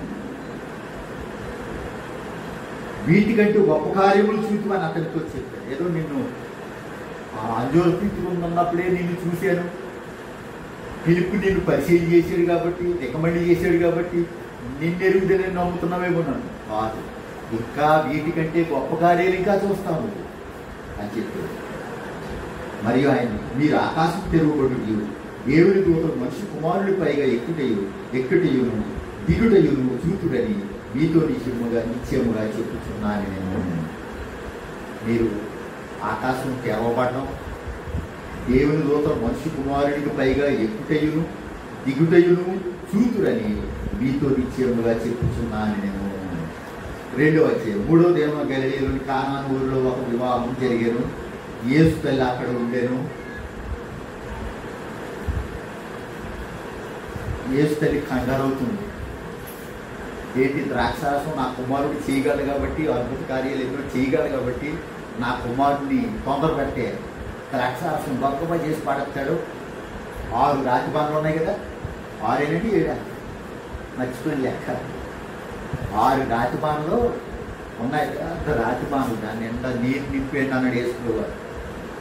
నింపిన తర్వాత అక్కడ ఏమి ఆ ప్రార్థన చేయలేదు. ఆయన ఏమి పెద్దగా అక్కడ ఏం కలపలేదు నీళ్ళు, ద్రాక్షారసం పోయలేదు అందులో. ఒక్క నీళ్లతోటే నింపమన్నాడు, మంచుల దాకా నింపమన్నాడు. పట్టుకెళ్ళి వడ్డించండి అన్నాడు. ద్రాక్షారసం అయిపోయింది. పట్టుకెళ్ళి వడ్డేసుకుంటే ద్రాక్షారసం అయిపోయింది. ద్రాక్షారసం తాగుతున్నటువంటి వారు ఇది చాలా బాగుంది, ముందేసిన ద్రాక్షారసం ఏమో అదో గురించి, అది ఇప్పుడు వేసిన ద్రాక్షారసం చాలా బాగుంది అనుకున్నాను. అప్పుడు పెళ్ళి యజమాని మీద మండిపడుతున్నారు ప్రజలు. యావయ్యా, ఇప్పుడు వేసిన ద్రాక్షారసం దోసుకున్నావు నువ్వు, మంచి ద్రాక్షారసం. ముందేమో చెడ్డ ద్రాక్షారసం పోసేసావో మాకు, ఎందుకు మేమందరూ కూడా మత్తు వచ్చి పడిపోతామని. అదే ఉందండి గ్రంథంలో లేఖనాలు. మంచి ద్రాక్షారసం ఏమో వెనకాలేస్తారని, ముందేమో జబ్బు రసం పోసేసేవా మేమందరం కూడా మత్తు వచ్చి పడిపోతామని. నీకు అడగలే కదా ద్రాక్షారసం మత్తు వచ్చి పడిపోతాయి, అది మిగిలి ఉంటుంది, ఇంకెవరికైనా పోసుకోవచ్చు. కానీ నీవు మంచి ద్రాక్షారసం వెనకాల గురించి జబ్బు ద్రాక్షారసం ముందు పోసేసావా అని అడుగుతున్నారు. ఎందుకంటే ఇది చాలా అడుగుతుంది. ఎందుకంటే కొత్త నిబంధన ద్రాక్షారసం ఉంది, పాత నిబంధన ద్రాక్షారసం కాదు, పులిసిపోయిన ద్రాక్షారసం కాదు, పులియని ద్రాక్షారసం వేసుకోవాలి. అంటే మంచి ద్రాక్షారసం వేసాడు పెళ్లి యజమాని. కానీ మీకు అర్థం అవడం కోసం పాత బట్ట కొత్త బట్ట ఎవడో మాసికేడు, పాత తిత్తులో కొత్త ద్రాక్షారసం ఎవడో పోయిడు అన్నాడు కదా. అంటే కొత్త నిబంధనని పాత నిబంధనని కలిపేసి మిళితూ చేసేసి చెప్పకూడదు అని దాని భావన అనమాట. అంటే కొన్నేమో పాత నిబంధనలో తీసుకుని, కొన్నేమో కొత్త నిబంధనలో తీసుకుని బోధించకూడదు అని చెప్పడం అనమాట వేసుకోవాలి. అందుకనే పులిసిన పిండి కొంచెమైనా సరే మొత్తంతటిని కూడా ఎన్ని కేజీల పిండినైనా సరే పులి చేసేస్తుంది. ఒక్క గోరంత ముద్ద పులిసిపోయిన పిండి ఉందనుకోండి, కొంచాలు కొత్త పిండి అయినా సరే ముద్ద చేసి పెట్టామనుకోండి, అందులో ఈ గోరంత ముద్ద పెట్టామనుకోండి, 1 గంటకో 2 గంటలకు ముద్ద అంతా పిలిచిపోతుంది. ఎన్ని కేజీల పిండి అయినా పులి పెట్టాను. తోడు సుక్కులు ఎన్ని వేస్తాం, చిటికుడు తోడు సుక్కులు, 2-3 తోడు సుక్కులు వేస్తే లీటర్లు పాలన్నీ కూడా తోడైపోతుంది. 3వ దినం గలిలీలోని కానాను ఊరిలో ఒక వివాహం జరిగింది. యేసు తల్లి అక్కడ ఉంది. యేసును ఆయన శిష్యులను ఆ వివాహంలో పిలువబడేది. ద్రాక్షారసం అయిపోయినప్పుడు యేసు తల్లి వారికి ద్రాక్షారసం లేదని ఆయనతో చెప్పగా, యేసు ఆమెతో, అమ్మా నాతో నీకేమి పని ఏమంటున్నాడు? అమ్మా నాతో నీకేం పని, నా సమయం ఇంకా రాలేదు, నేను చేస్తాను, నువ్వు చెప్పట్లేదు, నువ్వు తల్లివే నాకు, నేను నీ కొడుకునే, కానీ నా సమయం ఇంకా రాలేదు, చేస్తాను. అందరూ కాలు తొక్కేసుకుని ద్రాక్షారసం అయిపోయింది, పెళ్ళి అంతా బోరు కొట్టేస్తుంది, ఇంకా పెళ్ళి ఎందుకు వచ్చింది, పెళ్ళిరే బాబు, ఇలాంటి పెళ్ళి చేసుకున్న ఒకటే చేసుకోకపోయిన ఒకటే, ద్రాక్షారసం ఇవ్వడా మనకే అంటే ఆ రోజుల్లో ద్రాక్షారసం ఇవ్వడం అది గొప్ప డ్రింక్ చేస్తున్నారు కదా. అలాగున ఆ రోజుల్లో ద్రాక్షారసం ఇవ్వడం గొప్ప అన్నమాట పెళ్లిలో. ఇది అందరి దగ్గరికి వెళ్ళిపోవాలి వార్త, ద్రాక్షారసం అయిపోయిందట, ఎందుకు వచ్చిన పెళ్ళి, వీడు చేసుకున్న ఒకటి చేసుకుపోయిన ఒకటి పెళ్ళి, ఎలాంటి పెళ్ళి, ద్రాక్షారసం ఎవడో గ్లాసు ద్రాక్షారసం ఎవడో పెళ్ళికి వచ్చిన అనుకోవాలి అందరూ. అప్పుడు నేను తయారు చేస్తాను ద్రాక్షారసం అని తల్లితో. అమ్మ నాతో నీకేమి పని, నా సమయం ఇంకనూ రాలేదేనని ఆయన తల్లి పరిచారకులను చూసి, ఆయన మీతో చెప్పినది చేయుడని. పరిచారకులు చూసి, ప్రభు ఆయన ఏమైతే చెప్తాడో అదే చేయండి, ఇంకో నా మీదే పళ్ళేరు చేస్తున్నాడు నా కొడుకే, మీతో ఏం చెప్తే చేయండి చాలు అని చెప్తుంది పరిచారకులతో చెప్పింది. యూదుల శుద్ధీకరణాచార ప్రకారం 2-3 తూములు కొట్టు 6 రాతి బాణాలు అక్కడ ఉంచబడి ఉండేది. 6 రాతి బాణాలు 2-3 తూములు పడతాయి. అంటే పెద్ద రాతి బాణాలు. యేసు ఆ బాణాలు నీళ్లతో నింపుడేది వారితో చెప్పగా పరిచారకులతో చెప్పాడు, అవయ్యా మీరందరూ కూడా నీళ్లతో నింపేయండి 6 రాతి బాణాలు కూడా. వారు వాటిని అంచులు మట్టుకు నింపి అప్పుడు ఆయన వారితో మీరు ఇప్పుడు ముంచి విందు ప్రధాని యొక్కకు తీసుకుని పోండి చెప్పగా వారు తీసుకొని పోయేది. ఆ ద్రాక్షారసం ఎక్కడ నుండి వచ్చినో ఆ నీళ్లు ముంచి తీసుకుని పోయిన పరిచారకులకే తెలిసినది కానీ విందు ప్రధానికి తెలియకపోయాను. ముంచి అంటే బాణంతో లేకపోతే కొంచాలతో లేకపోతే పెద్ద పెద్ద జబ్బుతో ముంచి తీసుకుని వెళ్ళినటువంటి వారికే ద్రాక్షారసం ఎక్కడి నుంచి వచ్చిందో ఎక్కడదో తెలుసుకున్నారు తప్ప విందు ప్రధానికి తేలలేదు.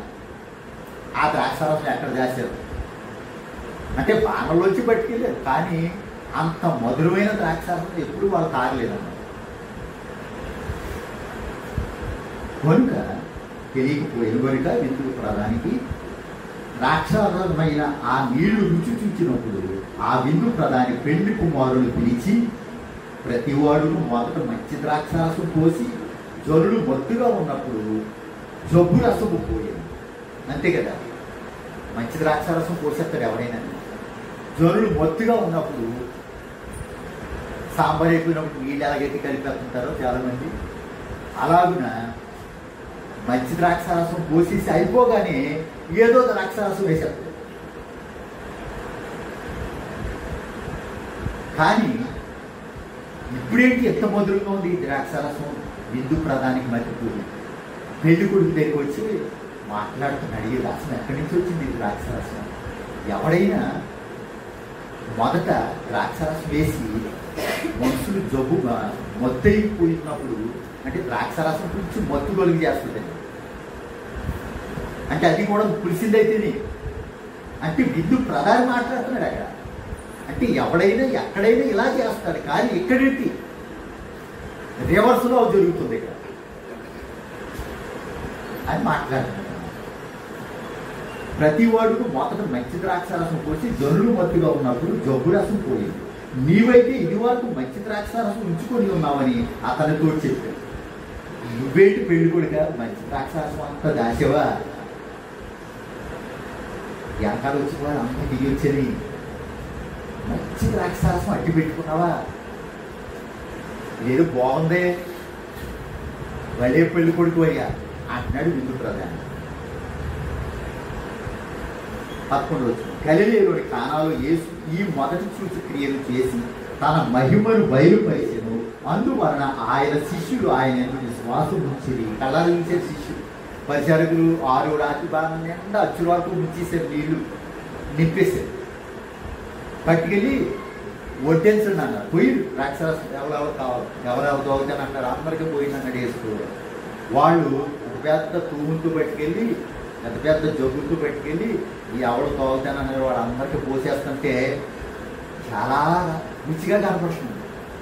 విందు యజమానికి మర్చిపోతుంది, పెళ్లి కుమారుడికి మర్చిపోతుంది, పెళ్లి కుమారుడు తండ్రికి మర్చిపోతుంది. ఏంటి ఎక్కడి నుంచి వచ్చింది ద్రాక్షారసం అని చెప్తాను.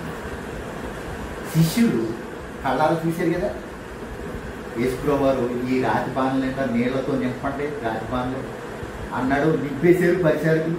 పట్టుకెళ్ళి వడ్డించండి అన్నాడు యేసుప్రభువు వారు. ఏ ప్రార్థన చేయలేదు అక్కడ. కర్రెట్టి ఇలా చెప్పలేదు, చెయ్యెట్టి ఓం కీం భయం అనలేదు, ఏమనలేదు. ద్రాక్షారసం ఎక్కువ అంటే నీళ్ళు బయటకెళ్తే కొంచెం వచ్చేసింది ద్రాక్షారసం కూర్చొని. అటు తర్వాత ఆయనయు ఆయన తల్లియు ఆయన సహోదరులను ఆయన శిష్యులను కపెర్నహూమునకు వెళ్ళి అక్కడ కొన్ని దినములు ఉండేవి.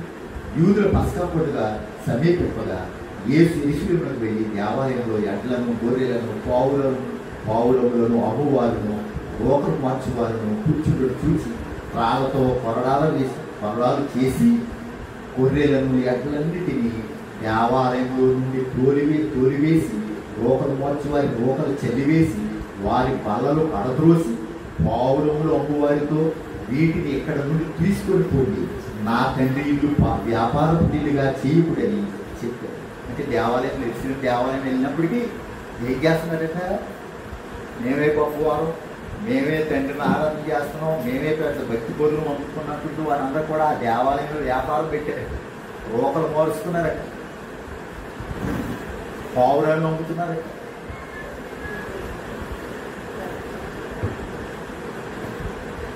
ఏమండి, ఇంకా ఏవో అమ్ముతున్నారట. వాళ్ళందరినీ చూసి తాళ్ళతో ఏమండి కొర్రాలు చేసి, అంటే తాళ్ళు పేని వేసుకునేవారు, కొర్రాలు చేసి గొర్రెలు ఉన్నాయట, ఎడ్లు ఉన్నాయట, అమ్ముతున్నారు దేవాలయంలో పెట్టి. శనివారం ఏమో ఆరాధన అవుతుంది, విశ్రాంతి దినం. ఇక మిగతా రోజుల్లో వ్యాపారం.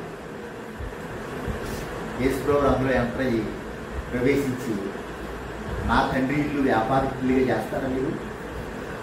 తీసేయండి అన్నీ కూడా ఇక్కడి నుంచి, మీరు కూడా వెళ్ళిపోండి ఇక్కడి నుంచి. వాళ్ళ అన్నీ కూడా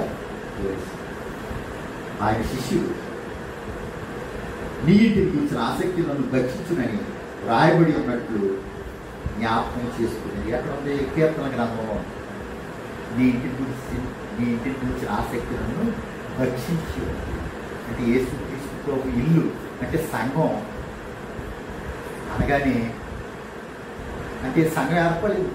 కీర్తన గ్రంథం దావీదు కీర్తనలో రాసేటప్పటికి ఏమండి, క్రీస్తు ప్రభు సంఘం క్రీస్తు సంఘం ఇంకా దేవుని ఇల్లు ఇంకా కట్టబడలేదు. కానీ అప్పుడే ఆయన దావీదు ఏమని మాట్లాడాడు? నీ ఇంటిని కూర్చిన ఆసక్తి నన్ను భక్షించి ఉన్నది. అంటే ఆసక్తి ఎలా ఉందన్నమాట? భక్షించడం అంటే ఏంటి? నవ్య 69:9 కీర్తనలు 69:9 ముగిస్తాను. నీ ఇంటిని కూర్చిన ఆసక్తి నన్ను భక్షించి ఉన్నది. ఇది అక్కడే ఎబ్రీ 3:5 వేసుకోండి, సంఖ్యాకాండం 12:7 వేసుకోండి. ఎబ్రీ 3:5 సంఖ్యాకాండం 12:7. నీ ఇంటిని కూర్చిన ఆసక్తి నన్ను భక్షించి ఉన్నది. అంటే భక్షించడం అంటే తినేడు. అంటే ఆసక్తి ఎలా ఉందన్నమాట? ఇతని శరీరాన్ని తినేస్తుంది అనమాట. ఎముకల్ని కొడికేస్తుందా ఈ చలి అంటాం కదా, నిజంగా ఎముకలు తినేస్తుందా? అలా మాట్లాడతాం, వర్ణించడం అన్నమాట. ఈ చలే అమ్మో ఎప్పుడు పెట్టనంత చలి పెట్టేసింది, ఎముకలు కొడికేస్తుంది చలి అని చెప్తూ ఉంటాం. చాలామంది మాట్లాడుతుంటారు ఇలా. ఇక్కడ చలికి ఎముకలు కరిగిపోవడం కాదు, మొక్కలైపోవడం కాదు, చలి తినేయడం కాదు. ఎముకలు ఆసక్తే మన యొక్క దేవుని కూర్చిన ఇంటిని కూర్చినటువంటి ఆసక్తి తన మాంసాన్ని వెలుపుల్ని భక్షించేస్తున్నాడు, తినేస్తున్నాడు. ఇంటిని కూర్చిన ఆసక్తి నన్ను భక్షించి ఉన్నది. ఇలా ఇంకా కీర్తన గ్రంథంలో 2-3 చోట్ల మనం చూస్తాం. ఇంకొక 2 మాటలు 2వ అధ్యాయం అయిపోయింది.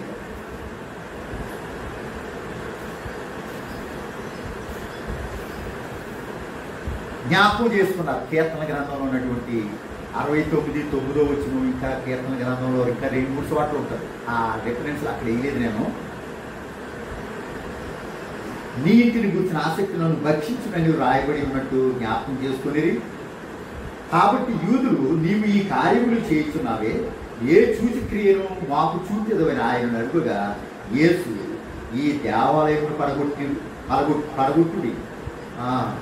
కాబట్టి ఇందాక నీలం ద్రాక్షరసం చేయడం చూడలేదా యూదులు? యోధా గోత్రమే కదా పుట్టాడు యేసువారు, లేవి గోత్రం కాదండి. ఈ 2 కూడా జ్ఞాపకం పెట్టుకోవాలి. మత శాఖల వారికి ఈ తెలియదు. కొత్త నిబంధన పాత నిబంధన అన్న మాటలు కనపడతలేదు బైబిల్లో మొట్టమొదట. అలాగే యేసుప్రభువు యోధా గోత్రంలో పుట్టినట్టు గోత్రాలు వేరు, లేవి గోత్రం వేరు, యోధా గోత్రం వేరు. నిజంగా యేసుప్రభువు లేవి గోత్రంలో పుట్టినట్లయితే ఇంకా మనం వాయిద్యాలు వాయించుకుంటూ ఉన్నాం, బొల్లు అర్పించవలసి వచ్చింది ఇంకా. కానీ యేసుప్రభువు యోధా గోత్రంలో పుట్టాడు కాబట్టి యాజక ధర్మం సహా మార్చబడింది.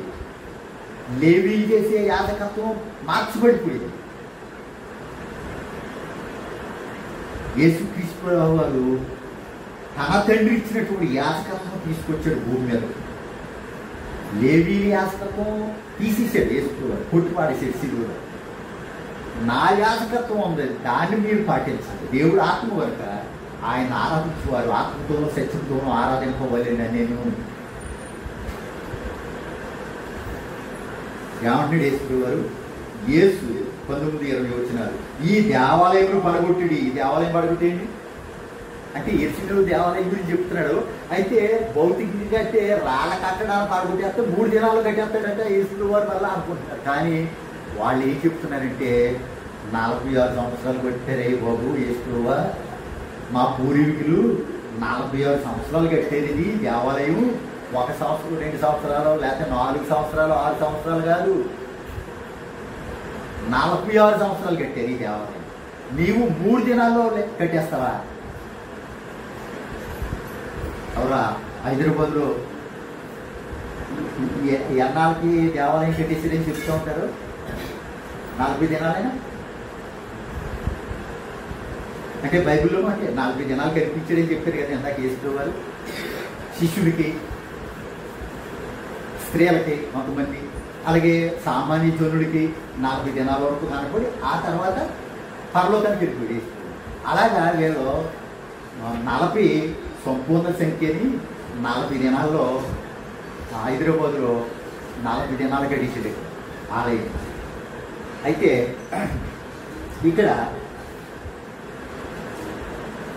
ఈ దేవాలయం పడగొట్టి 3 దినములలో దాని లేపుదని వారితో చెప్పాడు. అంటే అర్థాలకే లేపుదని దాన్ని అని చెప్పాడు.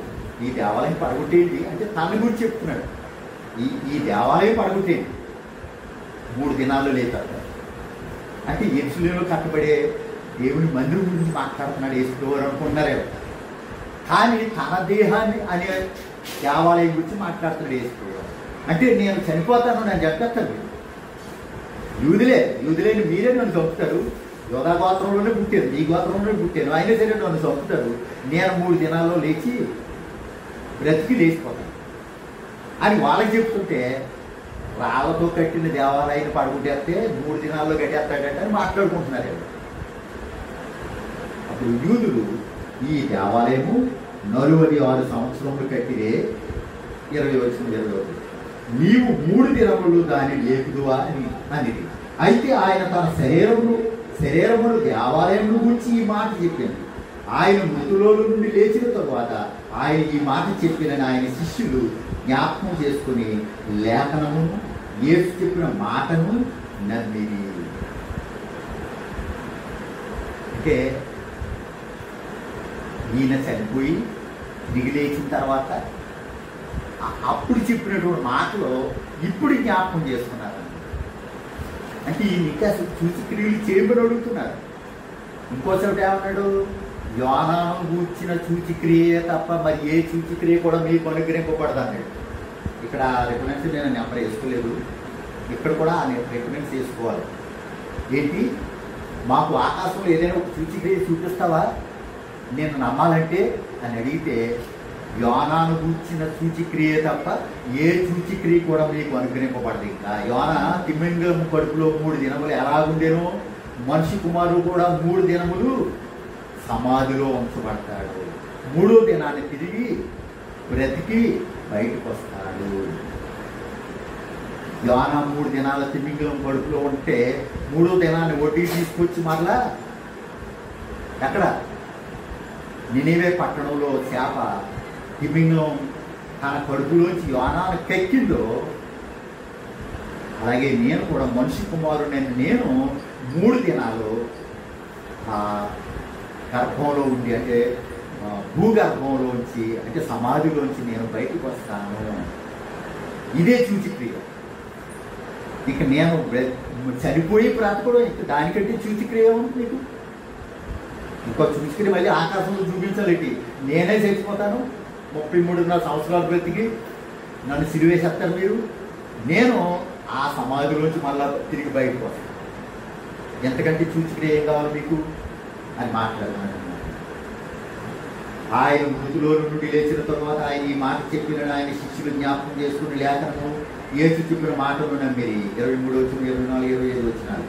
ఆయన పస్కా పండుగ సమయమున యెరూషలేములో ఉండగా ఆ పండుగలో అనేకులు ఆయన చేసిన సూచి క్రియలను చూసి ఆయన నామముందు విశ్వాసం ఉంచిరి. అయితే యేసు అందరినీ ఎరిగిన వాడు కనుక ఆయన కన్ను వారి వశము చేసుకొనలేదు.